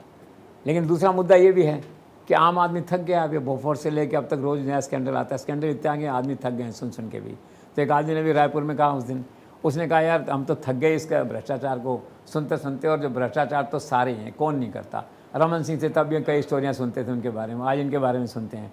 ये बात ज़रूर है कि जो आदमी पॉलिटिशियन जो है जब सत्ता में आ जाता है तो कहते हैं और भ्रष्ट हो जाता है। तो भ्रष्टाचार क्या है, धीरे धीरे मतलब रेलेवेंस खोता जा रहा है मुद्दा। हालांकि कंट्राडिक्शन है इसके अंदर, कार्रवाई फिर भी होती है भ्रष्टाचार पे, उसका असर भी होता है, इम्पैक्ट भी होता है। लेकिन एक आम आदमी जो सीरियसली लेते थे ना, पहले करप्शन किसी के खिलाफ लग गया, और उतना सीरियसली लोग नहीं लेते। लेकिन सर क्या ये भी सच है कि भ्रष्टाचार के मुद्दे से लोगों का कहीं ना कहीं भरोसा और जो विश्वास है इस चुनावी समीकरण में वो उतर गया है, वो उठ गया है? उतरता है। उसका एक बड़ा कारण केजरीवाल है। आप देखिए क्या क्या सत्ता में आए थे, सत्ता में आए थे भ्रष्टाचार मिटाऊंगा, और सत्ता में आ गए तो फिर एक कर दिया आकर के कि साहब जिसको शिकायत करनी है वीडियो बना के लाओ जो पैसे मांग रहा है आपसे, ये व्हाट्सअप नंबर है इस पर डाल दो। अब कौन वीडियो बनाएगा, और जो पैसे मांग रहा है उसका वीडियो बनेगा क्या? आप बताइए कितना इम्प्रैक्टिकल सजेशन है। फिर आज तक पता नहीं चला वो स्कीम स्टैंड कर रही नहीं कर रही, कितने वीडियो आए, कितने कुछ किसी को आता पता नहीं है। फिर दूसरा भी सिसोदिया का ये शराब स्कैंडल हुआ, आप खुद देख लीजिए, वो 338 या 538 करोड़ क्या है जो सुप्रीम कोर्ट ने कहा ना, ट्रेल मिल गया इसके अंदर 538। हाँ 538, आप सोचिए। और अब उसके अंदर जो है आगे जा कर के केजरीवाल को बुलाएंगे, और नॉर्मली ऐसा होता है बिना चीफ मिनिस्टर के अप्रूवल की तो नहीं होती ना चीज़ें। मान लो फाइल पे अप्रूवल नहीं होगा तो वर्बल एविडेंस होगी, तो आने वाले दिन कठिनाई भरे हैं जिसे कहना चाहिए। तो केजरीवाल के इस व्यवहार आचरण से लोगों का भरोसा टूटा है कि सब पॉलिटिशियन वाले ऐसे ही कहते हैं। फिर तीसरा उन्होंने कहा था मकान बड़े में नहीं रहूँगा, सरकारी में नहीं रहूँगा, कुटिया में रहूँगा, ये वो क्या है वो सब आप देख रहे हैं, मकान का झगड़ा चल रहा है अलग से। फिर राज्यसभा में एमपीज लाए, व्यापारियों को एमपी बनाया आपने, 7 एमपी बने यहाँ से पंजाब से 2022 में, तो एक आध तो उन्होंने ठीक से कोई आदमी लिया, बाकी 5 सीटें जो हैं व्यापारियों को दी हैं। अब जो उद्योगपति राज्यसभा में आएंगे तो आम इम्प्रेशन ऐसा है कि भाई लेन देन से आते हैं, हो सकता है नहीं आए हो लेन देन से, लेकिन ये पब्लिक परसेप्शन में तो आपका भरोसा टूटता है। तो इसलिए क्या है, इससे जो भरोसा टूटा है ईमानदारी के उस कवच से लोगों का जो है, उसमें बहुत से फैक्टर हैं। एक मुद्दा, चूँकि दिल्ली में हम बैठे हैं तो केजरीवाल भी इसके अंदर एक मुद्दा है। अच्छा सर, केंद्र की एजेंसियों के द्वारा लगातार पॉलिटिशियंस और जो ऑफिसर्स हैं उनके ऊपर छापे मारे जा रहे हैं, तो क्या इन छापे मारने की वजह से जो जनता है उनके बीच मॉरल इन्फ्लुएंस और क्रेडिबिलिटी घटी है इन एजेंसीज की? नहीं, ऐसा नहीं कह सकते। जनता के बीच 2 बातें हैं इसके अंदर। एक तो क्या है कि जब भी कोई छापा किसी भी डालोगे भ्रष्टाचार का आरोप करके, जनता ताली बजाएगी, ये मान लीजिए आप। नोटबंदी जनता ने कहा अच्छा हुआ, उस गरीब का तो मेरे तो कोई बात नहीं, लेकिन उसका तो पैसा निकला सेठ का गली में जो रहता था जो है। तो जनता का स्वभाव ऐसा है कि जब हैव और हैव नोट्स हैं, हैव जितने भी हैं पैसे वाले लोगों में कोई एक्शन होता है या भ्रष्टाचार एक्शन, जनता साथ देती है। जनता की सहानुभूति उनके साथ कभी नहीं होती आरोपियों के प्रति, ठीक। लेकिन इससे क्या होता है, पॉलिटिकल और दूसरे सर्किल में क्या, जो बार बार आप एक्शन लेते हो ना, और टाइमिंग उसका इंपॉर्टेंट हो जाता है, तो थोड़े से सवाल उठते हैं। एजेंसी का कहना ये होता है कि टाइमिंग क्या है हमारा, हम तो केस को कर रहे थे इन्वेस्टिगेट करते करते, अब आया जब एक्शन लेने का वक्त आया तो चुनाव आ गए, तो उसको रोक नहीं सकते। उस केस में वो अपनी जगह सही है, और एजेंसी का उपयोग तो सब करते थे। मनमोहन सिंह के टाइम में भी, राजीव गांधी टाइम में एजेंसीज का उपयोग दुरुपयोग होता था। अब लोग कहते हैं थोड़ा सा ज़्यादा होता है इसमें, उसे इतना सा फ़र्क है, खाली थोड़ा सा ज़्यादा करते थे, पहले यूज़ करते थे। अब ज़्यादा हम आदमी कह सकते हैं कि ये लोग फास्ट हैं इन्वेस्टिगेशन में, वो लोग 1 केस पकड़ते थे, ये लोग 4 पकड़ते हैं 3 महीने के अंदर। तो डिबेटेबल सब्जेक्ट है। लेकिन ये बात ज़रूर है कि बार बार जब ज़्यादा संख्या में कोई भी एजेंसी हो दुनिया की, या कोई भी काम हम करें, मान लीजिए मैं दफ्तर में आके बार बार एक ही बात को करूं आके, तो उससे क्रेडिबिलिटी भी उसका प्रभाव पड़ता है। सर क्या ये सच है कि विमेन एम्पावरमेंट की जब हम बात करते हैं, बघेल सरकार ने पिछले 5 साल में इस दिशा में अच्छे काम किए हैं? अब मैंने कहा ये तो कंपटीशन है, देखिए अब छत्तीसगढ़ में कल ही उन्होंने कह दिया कि 15,000 की सहायता महिलाओं की कर दी उन्होंने फैसला। मैंने कहा रेवड़ियाँ बांटने का जो चल रहा है, और पहले उन्होंने ऐसा किया कि आंगनबाड़ी जो वर्कर्स थी उनका 5,000 का था ऑनरेरियम, उसको बढ़ा के वेतन का ये जो है वो 10,000 कर दिया जो है, और सेल्फ हेल्प ग्रुप्स थे उनके कर्जे माफ़ कर दिए। फिर विमेन को कहा कि लोन ले सकती हैं 3% पे। तो इनमें दौड़ है आजकल सभी को करने की, महिला वोट को लुभाने की। लेकिन अच्छी बात है, वुमेन एम्पावरमेंट तो होता है ना इन द प्रोसेस। तो किया अच्छा काम उन्होंने, अब सभी कर रहे हैं। आप कर रहे हैं ना, चीफ मिनिस्टर शिवराज सिंह कर रहे हैं ना। लाडली बहना क्या है, ये उसका लार्जर स्वरूप है, वुमेन एम्पावरमेंट का बड़ा स्वरूप है। उन्होंने पीछे छोड़ दिया बघेल को इस दौड़ में। सर मैंने सुना है कि शुरुआत में डॉक्टर रमन सिंह, वसुंधरा राजे और साथ साथ में शिवराज सिंह चौहान को टिकट ना देने का फैसला लिया गया था, तो आखिरकार बाद में ये फैसला क्यों बदला गया? मैंने भी सुना था, और उसका कारण ये होता है कि आलाकमान की सोच ऐसी रही है कि भाई जितने लोग 60+ हो गए हैं या 60+ हो गए हैं मान लीजिए, तब क्या है कि नई पीढ़ी को मौका दिया जाए। जो लोग 10-15 साल चीफ मिनिस्टर रह चुके हैं उनकी जगह में नए लोगों को आगे लाया, ताज़े हवा का झोंका लाया जाए। जो सेकंड यंग जनरेशन है उसको आगे लाया जाए, ताकि एक बार उसको मंत्री मुख्यमंत्री बनाए तो 10-15 साल तक वो राज कर सके, राज में रह सके। ये नीतिगत फैसला मुझे लगता है सबने किया होगा। लेकिन मजबूरियाँ हैं राजनीति की, सत्ता की चलती, ग्राउंड रियलिटीज़ की, और फैसले जब लगा कि कामयाब नहीं हो रहे हैं इस तरह से, इन नेताओं को साइडलाइन करके चुनाव नहीं जीता जा पा रहा जो है, तो राजस्थान में वसुंधरा राजे को फिर एकोमोडेट किया, वहाँ पे टिकट तो दिया ही ना, आप देखिए फिर ये फैसला हुआ। तो आपका कहना सही है कि ऐसा पहले था शायद फैसला कि इन लोगों को अब कहा जाए कि जो पार्टी आपको दे चुकी, अब पार्टी के लिए काम करिए, जो मिलना था मिल चुका आपको जो है। लेकिन फिर फैसला बदला तो शिवराज सिंह को भी मिला और रमन सिंह को मिला, वसुंधरा राजे को भी मिला। सर, क्या राजस्थान, मध्य प्रदेश और छत्तीसगढ़ में भाजपा और कांग्रेस के जो असंतुष्ट प्रत्याशी है वो इन पार्टियों का चुनावी गणित बिगाड़ सकते हैं? ऑफ कोर्स, क्योंकि चुनाव विधानसभा का चुनाव होता है, 2-2 हज़ार वोट से हारा जाता है, 5,000 से, 1,000 से, 1,500 से, 3,000 से, 4,000 से, तो बिगाड़ सकते हैं। और असंतुष्टों में खास बात क्या, असंतुष्ट हुए हैं जो या तो पहले एमएलए रहे हैं इसमें या मंत्री रहे हैं, और ज़्यादातर पैसे वाले लोग हैं। और राजनीति में देखो, ये तो सत्यता नहीं, लोग पैसा बनाते हैं, तो पैसे वाले लोग हैं, उनके पास में पैसा है खर्च करने के लिए, तो 5-10 करोड़ रुपये एक आदमी खर्च कर देगा। अब 10 करोड़ खर्च कर दोगे कॉन्स्टिट्यूंसी के अंदर, तो यार 2,000 वोट तो ले आओगे ना, चलो 3,000 वोट तो ले आओगे, तो सामने वाले नुकसान पहुँचाओगे ना, तो निश्चित तौर पर खेल बिगाड़ेंगे। लेकिन ये जो है कोई नई चीज़ नहीं है, हर चुनाव में मैंने देखा है कि खड़े होते हैं असंतुष्ट जिसे है और बिगाड़ते हैं अपना, फिर भी चुनाव होता है, फिर भी पार्टियां जीतती हैं। तो ये क्या है कि ऑर्डर ऑफ द डे है असंतुष्टों में खड़े रहना।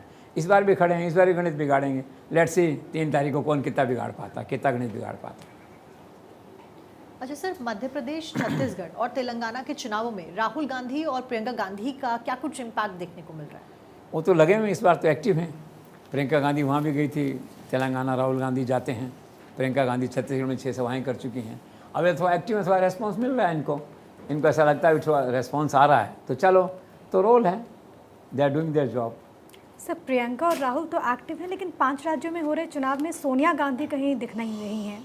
इसके पीछे की क्या वजह? प्रैक्टिकली रिटायर सा हो गई है, तो हेल्थ इज़ द, और फिर होता है बच्चों को आगे बढ़ाओ यार, जो है बेसिकली मन में आता है कि अब दोनों हो गए हैं, दोनों में तालमेल भी ठीक हो गया थोड़ा पहले की तुलना में जो है, तो ठीक है, इनको काम करने दो। थोड़ा हेल्थ फैक्टर है, थोड़ा इमोशनल है, माँ का मन है बच्चे आगे बढ़ें। सर, मध्य प्रदेश, छत्तीसगढ़ और तेलंगाना में जो चुनाव हो रहे हैं उसमें भाजपा और कांग्रेस आखिर किन मुद्दों के ऊपर चुनाव लड़ती हुई नजर आ रही है? आजकल मुद्दे एक ही हैं, रेवड़ियाँ बांटने में कंपटीशन।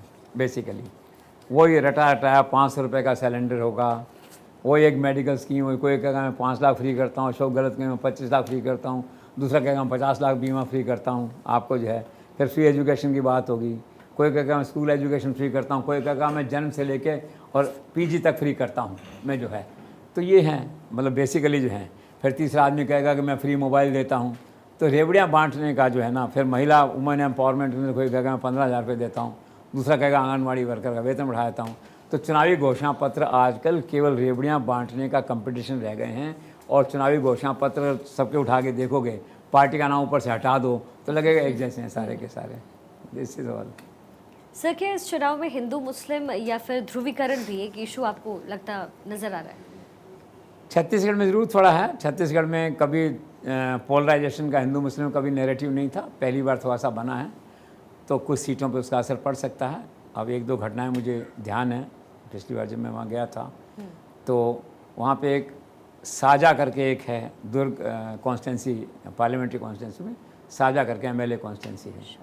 तो वहाँ पे जो है एक भुवनेश्वर करके एक लड़का था, सांप्रदायिक दंगा हुआ, मारा गया, भुवनेश्वर साहू जो है ये। तो कांग्रेस वाले उसके घर ही नहीं गए, चीफ मिनिस्टर भी नहीं गए, मंत्री भी नहीं गए, रूटीन में रह गया। भाजपा वालों ने अपॉर्चुनिटी अवेल किया, उसे घर पे गए, बार बार गए। और फिर जब ये सिर्फ देखा कि एक ध्रुवीकरण इस तरह का बन सकता है या मेरिट है इस केस के अंदर जो है, तो उसके पिता थे ईश्वर साहू, उसको भाजपा का टिकट दे दिया वहाँ से। अमित शाह वहीं थे उस दिन, तो उन्होंने उसको ज्वाइनिंग करा दी, उसकी फोटो वोटो हो गए उसके साथ जो है।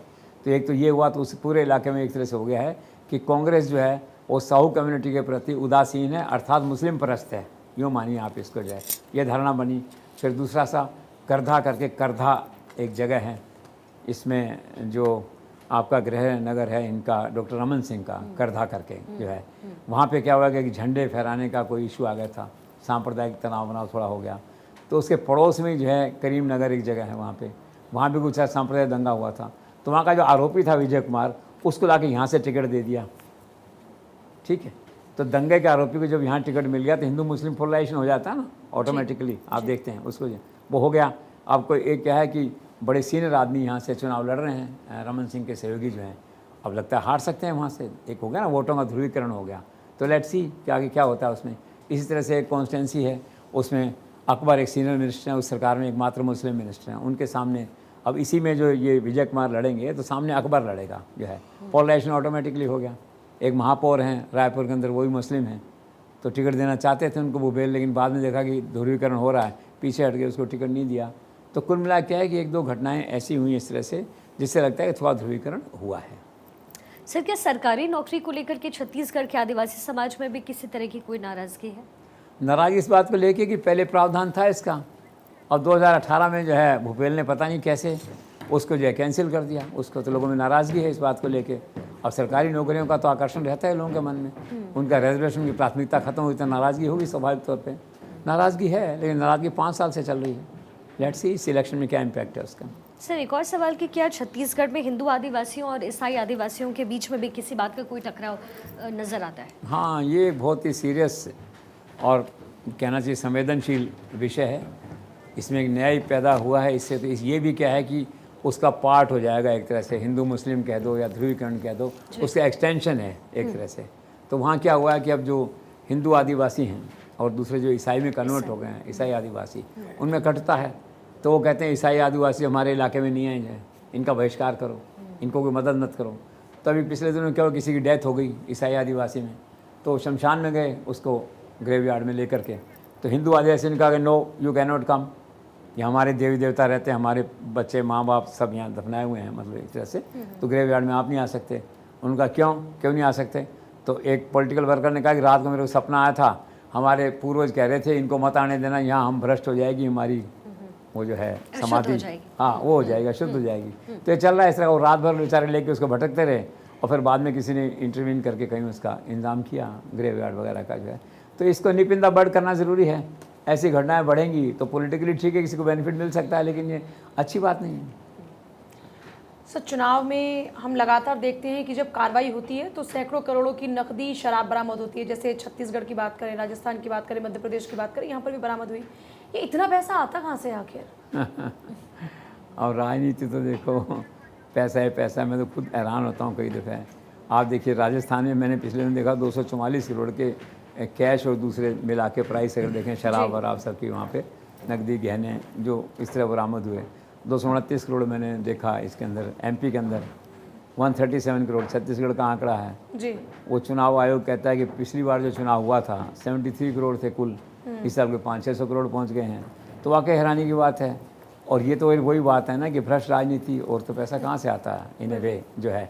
और अब सवाल इससे बड़ा ये उठता है इसके अंदर कि जो हम शुद्धिकरण चाहते हैं राजनीति के अंदर, या हम चाहते हैं कि ट्रांसपेरेंसी हो इलेक्शन के अंदर, जो बहुत सारे लोग लगे हुए हैं, चुनाव लगा है, सरकार भी लगी हुई है कि, और ये विचार ये भी आता है गवर्नमेंट फंड करे किसी को चुनाव लड़ने के लिए, ये सब बातें हैं। तो ये आश्चर्य की बात है, पैसा कहाँ से आता है? इसका उत्तर ये कि पैसा राजनीति से आता है जो है। अनफॉर्चुनेट है। लेट्स सी कि वो दिन कब आता है जबकि ये सब बंद होगा और चुनाव ट्रांसपेरेंट तरीके से, और जो चुनाव आयोग की सीमाएँ फिक्स होती हैं 50 लाख, 1 करोड़, 2 करोड़, उसमें लड़ा जाएगा। लेट्स सी हमारे जीवन काल में ऐसा दिन आता है कि नहीं। सर, क्या मध्य प्रदेश और छत्तीसगढ़ में जो आदिवासी इलाके हैं, पिछड़े इलाके हैं, वहाँ पर अमृत काल जो एक कॉन्सेप्ट था वो एक मदिरा काल में परिवर्तित होता हुआ दिख रहा है? You are right. एक्चुअली क्या, शराब की लोकप्रियता बढ़ रही है, गांव वालों की, शहर वालों की, सबकी ज़रूरत हो गई शराब प्रति मोह बढ़ रहा है, लोगों का आकर्षण बढ़ रहा है जो है।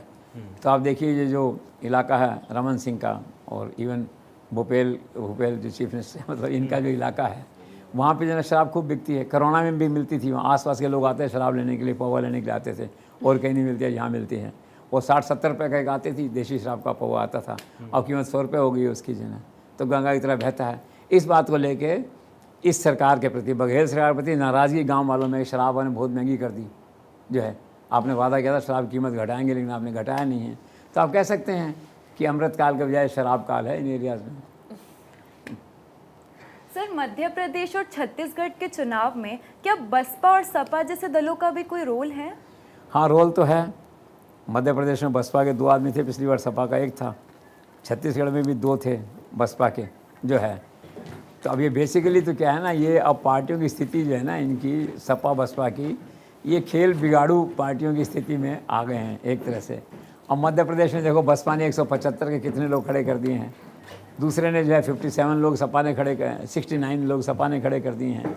तो बेसिकली क्या वोट कटवा पार्टियां हैं ना, उनकी स्थिति में आते जा रहे हैं। मन तो होता है इनका, अब अखिलेश यादव गए मध्य प्रदेश कि भाई हमारे लोग आएँ वहाँ पे, हमारा आधार बने, हमारा एक एक पार्टी एक एक सीट से तुम आगे बढ़ेंगे। दूसरा पहलू इसका ये भी है, लेकिन बेसिकली क्या है, ये पार्ट और लार्जेस्ट, क्योंकि इन सब का जो पर्पज़ होता है या ऐसे परिणाम निकलता है अंतिम, वो बीजेपी को लाभान्वित करने का परिणाम निकलता है at the end of the day.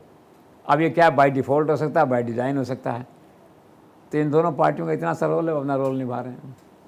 Sir क्या तेलंगाना में फिर से सरकार रिपीट होने जा रही है, केसीआर फिर से मुख्यमंत्री बनेंगे? देखो तेलंगाना की दो स्थितियां हैं, अलग अलग सर्वे अलग अलग बात हैं। आम धारणा पब्लिक में अगर आप बात करें तो लोग कह रहे हैं कांग्रेस सरकार जो है ना 1 दशक बाद वहाँ वापस आ रही है, आम धारणा इस तरह की। लेकिन जब सीट और सर्वे लेके बैठते हैं तो बहुत ज़्यादा अंतर नहीं है। वहाँ पे 119 सीट हैं टोटल असेंबली के अंदर जो है। अब एक आदमी के पास में मान लो कांग्रेस के पास में जो है ना 47 to 60 का आंकड़ा आ रहा है, 60 मान लो मैक्सिमम इसका, सॉरी बीआरएस का, जो बीआरएस है जो रूल कर रही है पार्टी केसीआर की, जिनका लड़का भी चुनाव लड़ रहा है वहाँ पे। और इंटरेस्टिंग बात है केसीआर 2 सीटों से चुनाव लड़ रहा है, मन में डर है कहीं हार नहीं जाए, और मुख्यमंत्री पद छोड़ना नहीं है। हालांकि उनका लड़का है, उस हायरार्की के अंदर छोड़ सकते थे, 2 सीट से लड़ रहे हैं जो है। तो अब वो क्या है कि वो उनका जो आंकड़ा आ रहा है सर्वेज और परसेप्शन में जो आ रहा है, वो बीआरएस का जो आंकड़ा है वो आ रहा है करीबन 55 के आसपास, और कांग्रेस का आ रहा है 60 के आसपास। तो 7-8 सीट का, 5 सीट का, 6-7 सीट का फ़र्क है। तो एनीबडीज़ गेस कि उस दिन क्या होगा, चुनाव के दिन जो है। लेकिन परसेप्शन में ये है कि कांग्रेस सरकार बना रही है, पर दूसरी धारणा जो फैक्ट्स को देखते हैं अगर हम बैठ के, तो ऐसा लगता है बीजेपी के इनडायरेक्ट सपोर्ट से बीआरएस शायद वापस आ जाए। सर सुना है कि केसीआर की पार्टी बीआरएस और भाजपा के बीच में 2023 और 24 के चुनाव को लेकर कोई सीक्रेट अंडरस्टैंडिंग हो गई है। हो गई अंडरस्टैंडिंग, अब तो अखबारों में छप गई है, तो सीक्रेट नहीं रही। अब जिस दिन उसकी औपचारिक घोषणा होगी तो हो जाएगी। 23 में तो मैंने बताया आपसे कि बिहाइंड द कर्टेन वो सपोर्ट कर रहे हैं इनको जो है ये। और उसका कारण ये भी हो सकता है कि एक ईडी का केस हो गया था कविता का, जो चीफ मिनिस्टर उनकी लड़की के प्रति जो है। तो कई दफ़ा आदमी को सत्य का एहसास होता है, जिसे कहते हैं ज्ञान का एहसास होता है कि यार क्यों लड़ रहे हो लोगों से, अपने मिल के चलो ना, मायावती बनो, ऐसी भी क्या बात है, शांति से राजनीति करो अपने बैठ के जो है। भाई भाजपा वाले आपसे कुर्सी तो ले नहीं रहे वहाँ पे, वो तो चाह रहे होंगे भी जो आप सपोर्ट आएँ तो आपके एमपी जो में सपोर्ट करते हैं लोकसभा में। इस तरह का गुणा भाग होता है आपस में, लेन देन गिव एंड टेक होता है। तो जो भी है, तो I think BRS has bot peace with the centre जो है, तो समझौता इस तरह का हो रहा है। तो मैंने सुना है कि 16 सीटों पे तो बीआरएस लड़ेगा लोकसभा का चुनाव, और 7 सीटों पे बीजेपी लड़ेगी, और 1-2 सीटों पे ओबीसी वहाँ पे जो हैं वो वहाँ पे ओबीसी फैक्टर जो है वहाँ पे वो लड़ेगा चुनाव इससे। तो सही है कि एक समझौते की बात चल रही है। आई थिंक ये थ्रू हो जाएगा, दोनों को फ़ायदा है। उससे सरकार वहाँ सुरक्षित है, बीजेपी डिस्टर्ब नहीं कर रही उसको वहाँ पे जो है किसी तरह से, और इधर इनको सपोर्ट मिलता है जो भी उसके एमपी जीत के आएंगे वहाँ से। और फिर क्या 7 एमपी मिलना बड़ी बात है, आप पेनिट्रेट तो कर जाओगे ना तेलंगाना के अंदर, this A deal. Sir Telangana में चुनाव से ठीक पहले कांग्रेस अल्पसंख्यक शाखा के जो अध्यक्ष थे शेख अब्दुल्ला सोहेल, उन्होंने आखिर पार्टी से इस्तीफा क्यों दे दिया इन वक्त पर? मतभेद था उनका ओबीसी को लेके। ओबीसी में चाहते थे टिकटें ज़्यादा हों, ओबीसी इज़ ए फैक्टर जो है, तो वो बस नहीं हुआ वहाँ पे, मेन कारण ये रहा, तो हो गया इस्तीफा। और छोटे मोटे कारण रहते हैं कि मेरी उपेक्षा कर रहे हो आप, जो स्टैंडर्ड होते हैं कारण पार्टी छोड़ने के, मेरी सुनी नहीं जा रही, टिकटों मेरी नहीं सुनी जा रही, मेरा सम्मान नहीं हो रहा, छोड़ दिया, कोई खास बात नहीं। सर केसीआर के पुत्र केटी रामाराव जो कि सिरसिला सीट से चुनाव लड़ रहे हैं, तो क्या वे तेलंगाना में केसीआर का उत्तराधिकारी होगा? अब तो यही लगता है, पहले कविता की बात आती थी पुत्री और पुत्र में कौन होगा, लेकिन बाय एंड लार्ज जब क्लियर हो गया, पार्टी का उन्होंने अध्यक्ष बना दिया, उसको एक्टिव है लड़का जो है, चुनाव भी लड़ रहा है, और उत्तराधिकारी की बात अभी दूर है। अभी तो कम से कम 10 साल और केसीआर की फिटनेस देख कैसे लगता है कम से कम 2 चुनाव और लड़ेंगे वो। लेकिन फिर भी क्या होता है, एक आदमी को विरासत में ट्रेंड करते हैं धीरे धीरे जो है, तो उनका लड़का उत्तराधिकारी है, अभी तो इंडिकेशन यही है। सर तेलंगाना के चुनाव में ओबीसी फैक्टर कितना बड़ा है? ओबीसी फैक्टर तो बड़ा इंपॉर्टेंट है, मुस्लिम फैक्टर देखिए, ओवासी फैक्टर जो है, और उनका हैदराबाद पे राज है, 39 से ओवासी फैमिली जो है राज कर रही है वहाँ पे। पिछली बार उन्होंने 9 सीटों पे चुनाव लड़ा था वहाँ पे हैदराबाद में, 8 में जीते थे, फिर 8 में लड़ रहे हैं तो 7 में जीत जाएंगे इस बार जो है। तो उनका फोकस क्या है, उनका फोकस समझ नहीं आया लोगों को अभी तक। एक तरह से वो मुस्लिम की आवाज़ है, कंट्री में तेज़ी से बढ़ती आवाज़ है, पॉपुलर आवाज़ हो रहे हैं, इसमें कोई डाउट नहीं है। जहाँ से उनकी शुरुआत है, जहाँ उनका घर है, होम टाउन है, होम स्टेट है हैदराबाद, वहाँ केवल 9 सीटों पे लड़ते हैं वो। और उसके बाहर क्या कहीं 50 खड़े करते हैं, 40 खड़े करते हैं, तो क्या वो किंग मेकर के रोल में आना चाहते हैं। तो सपा बसपा का जो रोल है वो कहीं ना कहीं दूसरे तरीके से वो और राज्यों में उसको बढ़ाना चाहते हैं। तो अल्टीमेटली नुकसान किसको है, तो वो सारे कांग्रेस के वोट काटते हैं अल्टीमेटली जा करके। लेकिन एट द सेम टाइम दूसरा पहलू क्या, उन राज्यों में उसको पाँव रखने की जगह मिलती है। मान लो फंडिंग कोई भी कर रहा हो, तीसरा आदमी कर रहा हो, उनका ये होता है कि चलो राजस्थान में 10 आदमी खड़े कर दिए, हमें पाँव रखने की जगह तो मिली, जयपुर में आए हम, जोधपुर में आए हम जो है, और वोट काट रहे हैं कांग्रेस के, कांग्रेस का नुकसान है। तो जो फंडर है, फंडिंग देने वाला आदमी, उसको ये ठीक है भाई, कांग्रेस का नुकसान है, पॉलिटिक्स है तो जो है दैट वे ये तो ये है। और तो लेकिन ये फैक्टर इंपॉर्टेंट है ओबीसी का, कंट्री में देखने वाली बात है, क्योंकि इसी आवाज़ में दम होता है, जो ये बोलता है टीवी वीवी तो अच्छा बोलता है दैट वे। तो मुस्लिम लीडर आज जितने भी रह गए घूम फिर के उसमें यही है।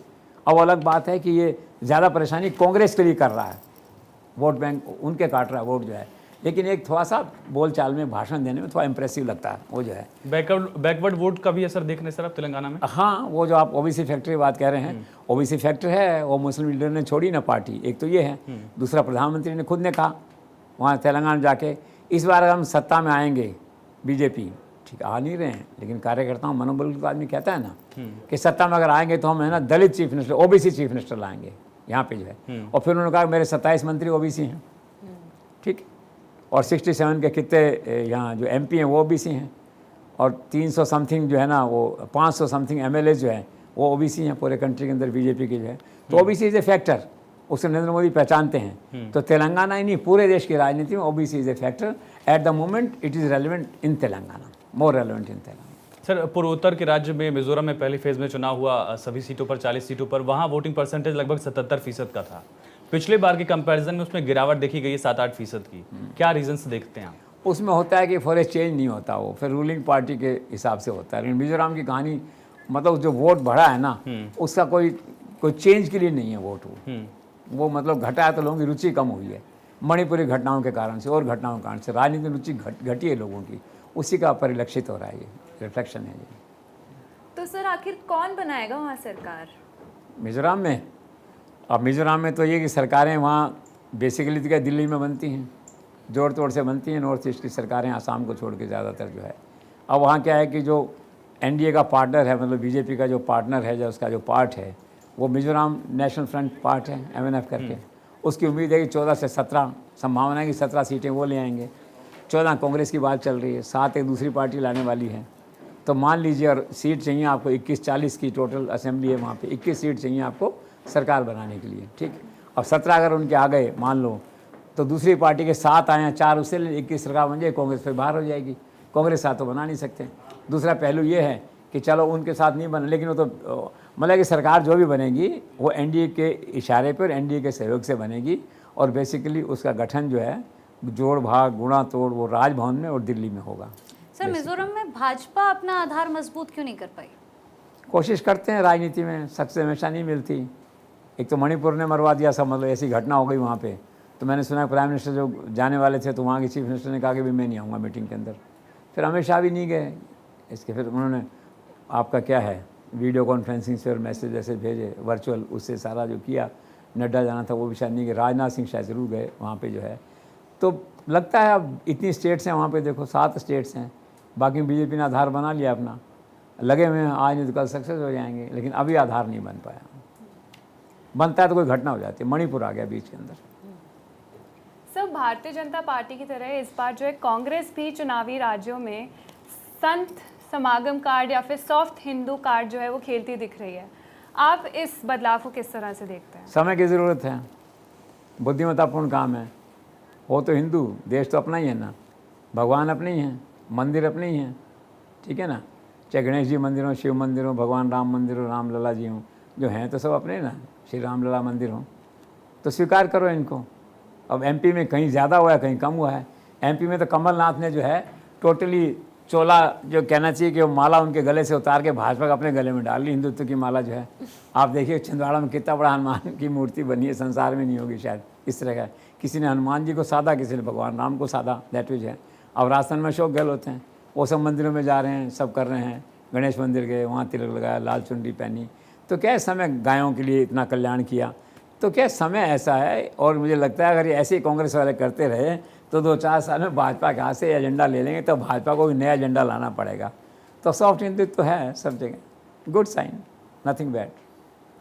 सर, इस चुनावी माहौल में निशिकांत दुबे और जो महुआ का झगड़ा चल रहा है, क्या इस झगड़े में निशिकांत दुबे जो है वो महुआ की सदस्यता खत्म करवाएंगे? करवा देंगे, बहुत जुझारू व्यक्ति हैं वो, जिस काम को लेते हैं पूरा करके छोड़ते हैं। जैसे राहुल गांधी की एक बार सदस्यता खत्म हो गई थी, सुप्रीम कोर्ट से वापस आए, तो ये भी जाएगी, अब खत्म होने का प्रोसेस है। उसके साथ में एक सीबीआई की इंक्वायरी और लग गई है साथ में, सदस्यता वापस भी आ जाएगी, तो सीबीआई की इंक्वायरी चलती रही कई साल। और ये सेंट्रल एजेंसी ऐसी होती है कि जब एक बार आप कहीं आप उलझ जाते हो तो कई साल तक उलझते रहते हो, छोटी छोटी चीज़ों को करने के लिए लाना पड़ता है, उस करने के लिए। अभी बैठी हुई तो मालूम ने गले में पहन रखा, इसी का आ जाएगा, क्या बिल लाइए, जांच करेंगे कितने का था, कहाँ से आया, गिफ्ट दिया किसी ने या खरीद के लाए, कहाँ से लाए, उस दुकान से लाए, दुकान वाले के पास चले जाएंगे, भैया तो बहुत इसका हार रानी जैसा लग रहा है, 5 लाख रुपए का, आपने कितने में दिया? वो कहेगा ये नकली है, मैं तो इसको 20,000 में दिया था, तो सिद्ध करो, बिल लाओ। मतलब एजेंसी तो ऐसी चलती है ना कि सालों लगा देती है।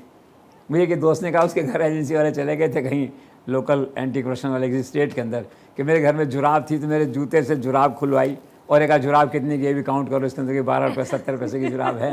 तो एजेंसी का एक काम ऐसा है ना, मतलब कोई एजेंसी हो, इंक्वायरी एजेंसी हो, तो ये महुआ फंस गई लंबे गेड़ के अंदर जिसे कहते हैं। और वो जो दूसरे हैं आपके निशिकांत जो बहुत बहुत मतलब जुझारू व्यक्ति हैं, और अभी क्या है कि सत्ता का शीर्ष नेतृत्व का उनको आशीर्वाद है, आगे बढ़ाने के लिए भी अच्छा वक्ता है, अच्छा बोलता है, यंग लीडर है, इसको प्रमोट करो, इसको ग्रूम करो, तो ही इज़ अल्टीमेटली विनर। मुझे लगता है कि लोकसभा सदस्यता आज नहीं तो कल जो है, अब ठीक है वो चूँकि 6 महीने बचे हैं, हो सकता है इस समय में इतने में हो पाए नहीं हो पाए, लेकिन वो भी ऐसी है, उसने दावा कर दिया उठा करके कि मुझे कितना निकाल दीजिए, अगली बार मैं वहीं से और दुगने मतों से 2024 में जीत के आऊँगी। तो थोड़े महीनों की बात है, लेकिन निष्कर्ष ये सारी बात का, she is going to lose the seat one, and then she is going to face the inquiry for years together. Sir, जिस ढंग से नीतीश कुमार जो विवादों में घिर चुके हैं, क्या आपको लगता है कि उससे जो डिप्टी सीएम तेजस्वी यादव है उनके मुख्यमंत्री बनने के आसार हैं? नीतीश कुमार घिर गए हैं, ये बात सही है, लेकिन अभी ऐसी स्थिति नहीं है इतनी जल्दी कि उनको इस्तीफ़ा देना पड़े या पार्टी में से हालात बने। वो तब होता जब कि इंडिया गठबंधन बनता, वो संयोजक बनते, निकल के पटना से दिल्ली आते, तो शायद उसका मौका आता, लालू यादव बनवा देते उसको। अब इमीडिएटली तो कोई ऐसी स्थिति नहीं लगती, लेकिन मन ही मन खुश हो रहे होंगे यादव परिवार कि ठीक है, एक संभावना तो बनी, लेकिन कुछ ऐसा है नहीं। सर, नीतीश कुमार का जिक्र एक और विषय को लेकर हो रहा है, वो है आरक्षण। 50% से 75% उसको एक्सटेंड कर दिया। सुप्रीम कोर्ट के जो आदेश हैं उसके तहत माना जा रहा है कि ये उल्लंघन है। आप इसे किस तरीके से देख रहे हो, क्या ये लागू हो पाएगा? मतलब अभी तो चलिए फैसला कर लिया, लेकिन आगे चैलेंजेस क्या रहने वाले हैं? नहीं, सुप्रीम कोर्ट को जाएगा, स्टे ले आएगा जा करके वहाँ से। कई राज्य, महाराष्ट्र में कर रखा है लोगों ने, और कर रखा है। आजकल ये हो गया ना कि आरक्षण एक लॉलीपॉप हो गया है, एक सबसे बड़ी रेवड़ी एक आरक्षण भी हो गया है। किसी को कह दो आप कितना ही लगा दो, दे दो, पता है लागू तो होना नहीं है एक तरह से जो है, लेकिन फॉर क्या पल भर के लिए वो लोग जो हैं आपके साथ हो जाते हैं, जो लाभान्वित होते हैं या लाभान्वित होने वाले होते हैं, तो लागू नहीं हो पाएगा ये। और बस एक उन्होंने अपनी लोकल लोकप्रियता के लिए इसको किया है, जिसका बिहार में उनको गेन होगा, उनका पॉलिटिकल गेन होगा, बाकी लागू हो पाए मुझे ऐसा नहीं लगता। सर, कहा जा रहा है कि जो सेक्स एजुकेशन को लेकर जो आपत्तिजनक बयान दिए थे नीतीश कुमार ने, क्या उससे उन्होंने 6 करोड़ लोगों की जो वोटर्स की जो समर्थन है, क्या उन्होंने वो खो दिए हैं? मतलब ये कि बिहार के लोगों का समर्थन खो दिया है, ऐसा कहा जाता है। लेकिन राजनीति क्या होता है, एवरीथिंग इज़ टेम्परेरी। अच्छा बुरा जो भी होता है टेम्परेरी होता है। टाइम इज़ ए हीलर, समय के साथ सब निकल जाएगा। और ऐसा उनको रेप तो किया नहीं, या पकड़े नहीं गए, या किसी महिला को वैसे नहीं कर दिया। शब्दों के वाण हैं, और शब्दों में क्या है, इंटरप्रिटेशन गलत हो गया, उसकी तकदीर ख़राब थी। और फिर क्या, नरेंद्र मोदी का मैकेनिज़्म बहुत स्मार्ट है, अमित शाह का मैकेनिज़्म स्मार्ट है। आप थोड़ी सी गलती करो तो पकड़ लेते हैं उसको और लॉजिकल लेवल पे ले जाते हैं। तो प्राइम मिनिस्टर तक ने कह दिया कि आपने सदन में ऐसी बात कह दी जिसकी कल्पना नहीं की जा सकती। वहाँ माँ बहनें बैठी हुई थी, आखिर कितना गिरोगे आप? तो ग्लानि महसूस हुई होगी नीतीश कुमार को, क्या प्राइम मिनिस्टर कह रहा है बात जो है, तो खुद ही डूब गए होंगे अपनी शर्म और उसके अंदर जो। इसलिए उन्होंने कहा कि मैं, ये देश में पहली बार हुआ, उन्होंने कहा मैं अपने बयान की खुद निंदा करता हूँ और इसको वापस लेता हूँ। उसको अपराध बोध इतना गहरा करा दिया कि कोई में कूद जाओ आप, इन्हें वे वो तो ठीक है गए नहीं, ऐसा कुछ नहीं हुआ। मतलब जो है कहने का ये भाजपा की स्ट्रेटजी है उनका, वो जो है।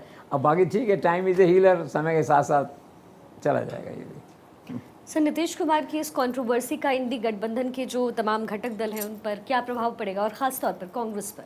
दे आर एम्बेरेस्ड, होता है एक तरह से, लेकिन वो उसी पे डिपेंड करता है, वो कंट्रोवर्सी कितनी बढ़ती है, क्या होता है। एक महिला का जुलूस निकला पटना की सड़कों पे कि आपने ऐसा क्यों कह दिया, पटना के बाहर रिएक्शन हो रहा है, जो भी हो रहा है, ठीक है ना, वो जानते हैं नीतीश कुमार कह दिया हुआ यार, उम्र बढ़ रही है, अब कोई निकल जाती है बात करके मुंह से बैठे बैठे जो है, आदमी ध्यान रहता मैं कहाँ बोल रहा हूँ, ऐसे बोल दिया। विमेन इज रिस्की सब्जेक्ट, उसे मुंह से निकल गया, सेक्स इज रिस्की सब्जेक्ट बातचीत करने में, ऐसा कुछ नहीं है, हो गया। तो वो जो गठबंधन पे घटकों प्रभाव ये है कि दे आर फीलिंग एम्बेरेस्ड, इतनी सी बात है। जब कंट्रोवर्सी साइड डाउन हो जाएगी तो वो कहेंगे ठीक है यार, बात आई थी, आगे चलो। सर, एक तरफ आपकी टीम को गेम चेंजर कहा जाता है, एक तरफ मुख्यमंत्री अशोक गहलोत को गेम चेंजर कहा जाता है, लेकिन क्या उनके द्वारा एमएसपी की गारंटी वाली बात गेम चेंजर साबित होगी? देखिए, हमारे तो गेम चेंजर की बात होती है कि जहाँ भी जाते हैं हमारे 100 लोगों की जो टीम है टेलीविज़न में, पहले ईटीवी में थी तो वो टीम थी, फिर हम जी में चले गए तो वो टीम थी, ठीक है, फिर हम फर्स्ट इंडिया में चले गए तो वो टीम थी, अब यहाँ आ गए तो यहाँ वो टीम है। तो 100 लोगों की गेम चेंजर टीम है जो EBCCD सबको जो है ना A1 बनाती है। लेकिन सर, आपका 100 लोगों का काफिला बढ़ता जा रहा है समय के साथ। Thank you. मुफ्त रेवड़ियाँ बांटने से रेवड़ियाँ कहने लग गए हैं लोग अब, जो है जो भाजपा वाले कहते थे अब वो नहीं कहेंगे, क्यों खुद को मजबूर उनको भी स्वीकार करना पड़ा इस अर्थशास्त्र को, इस समाजशास्त्र को, अब वो नहीं कहेंगे रेवड़ियाँ, इसकी बात जो है। तो उसमें अशोक गहलोत मास्टरमाइंड आदमी हैं। आप देखिए, सबसे पहले OPS निकाल के लाए, तो कर्नाटक और हिमाचल ने फॉलो किया और वो सरकार बन गई वहाँ पे जो है, अशोक गहलोत हीरो हो गए, आप सोचिए। फिर उसको निकाल के लाए ये बीमा, 25 लाख का स्वास्थ्य बीमा।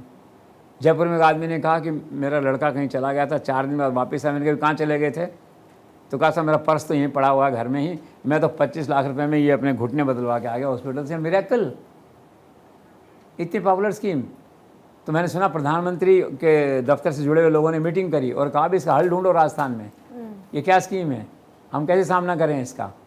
3-4 मीटिंगें हुई, फिर शायद कोई इन्होंने कुछ उसका बढ़ाया दायरा, 25 से 50 लाख कर रहे हैं, कुछ ऐसा कर रहे हैं, मतलब बता रहा हूँ स्कीम कितनी रेलेवेंट है। फिर महिलाओं को मोबाइल दे दिए, फिर अन्नपूर्ण योजना ले आए जा करके।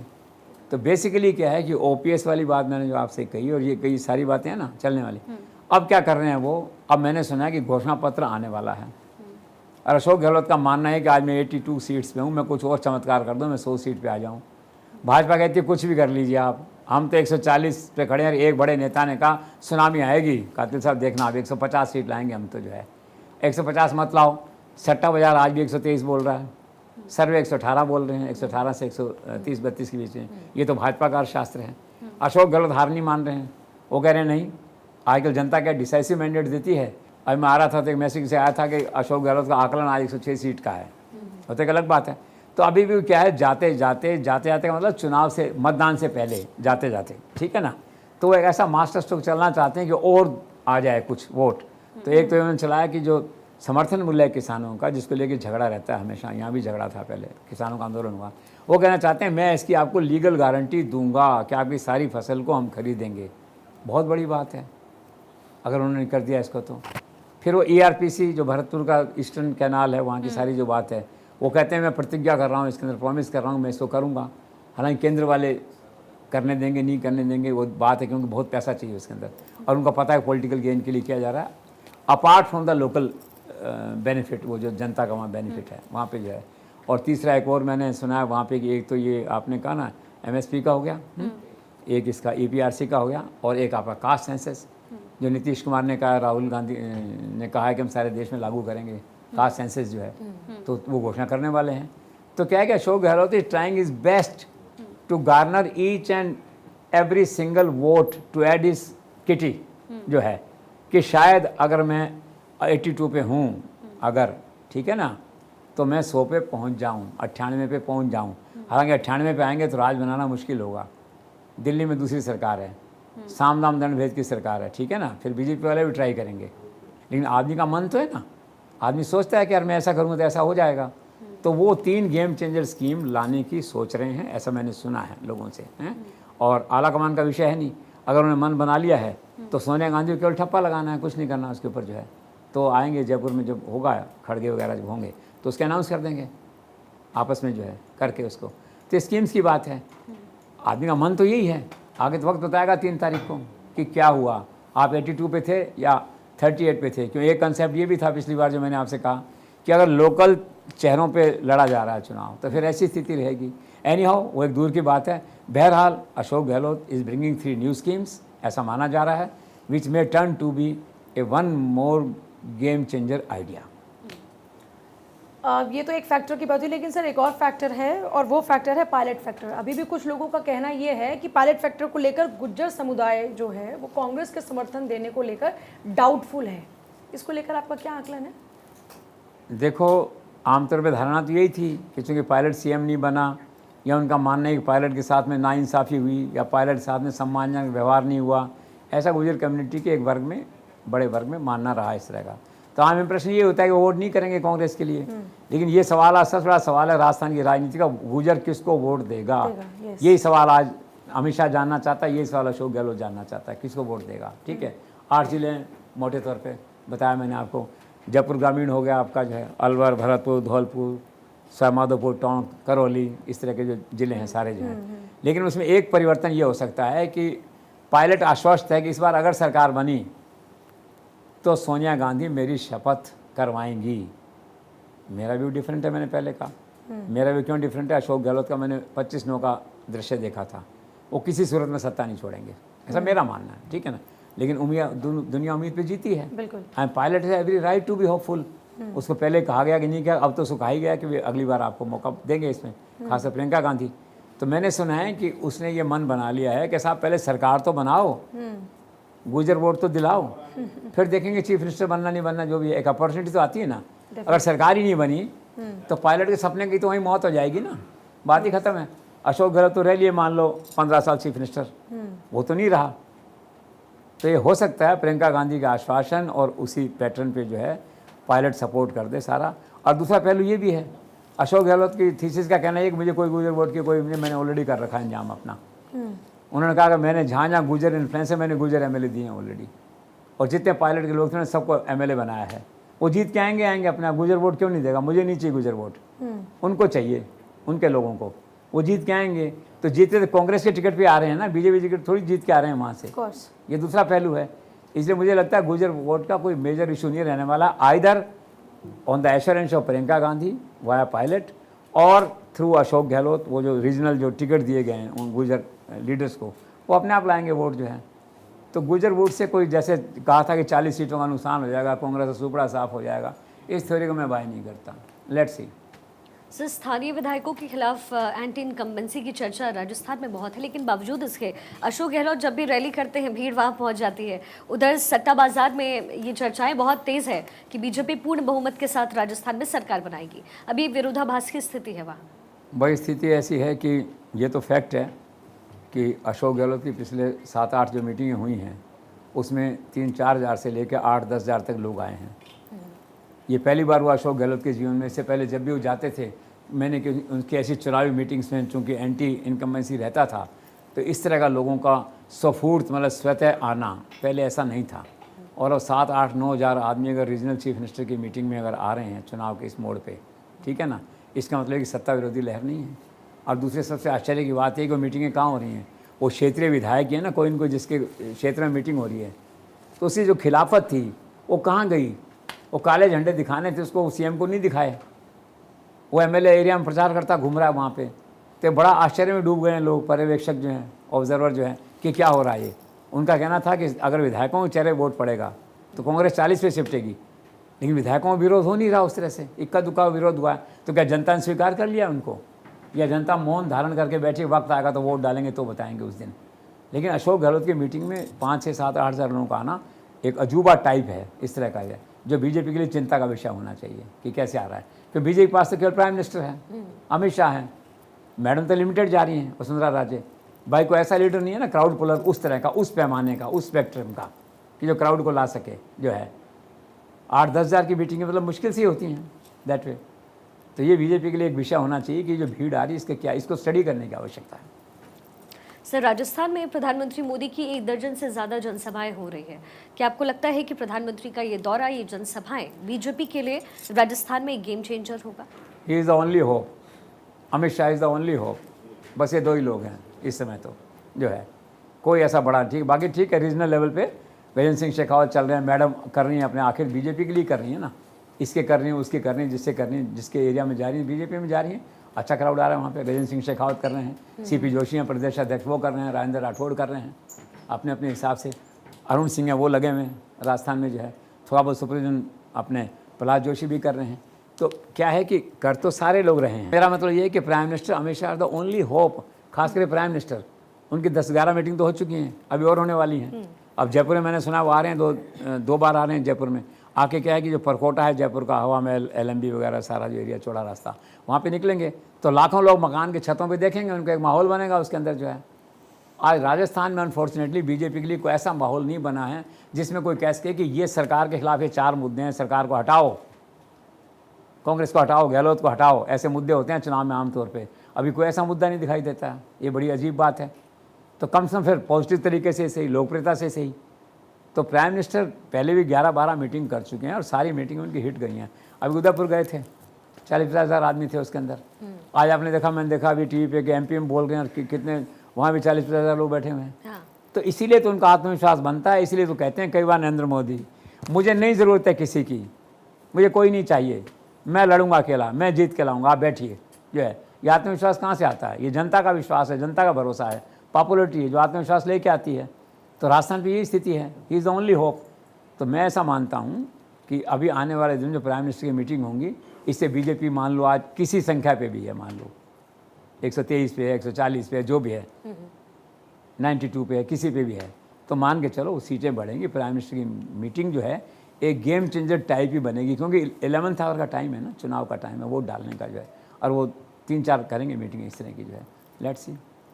और सर, जैसा कि आपने कहा कि राजनीति संभावनाओं का खेल है और चूंकि चुनावी चौसर इस वक्त बिछी हुई है, तो शय और मात का जो खेल है वो तमाम पार्टियां इस वक्त खेल रही है।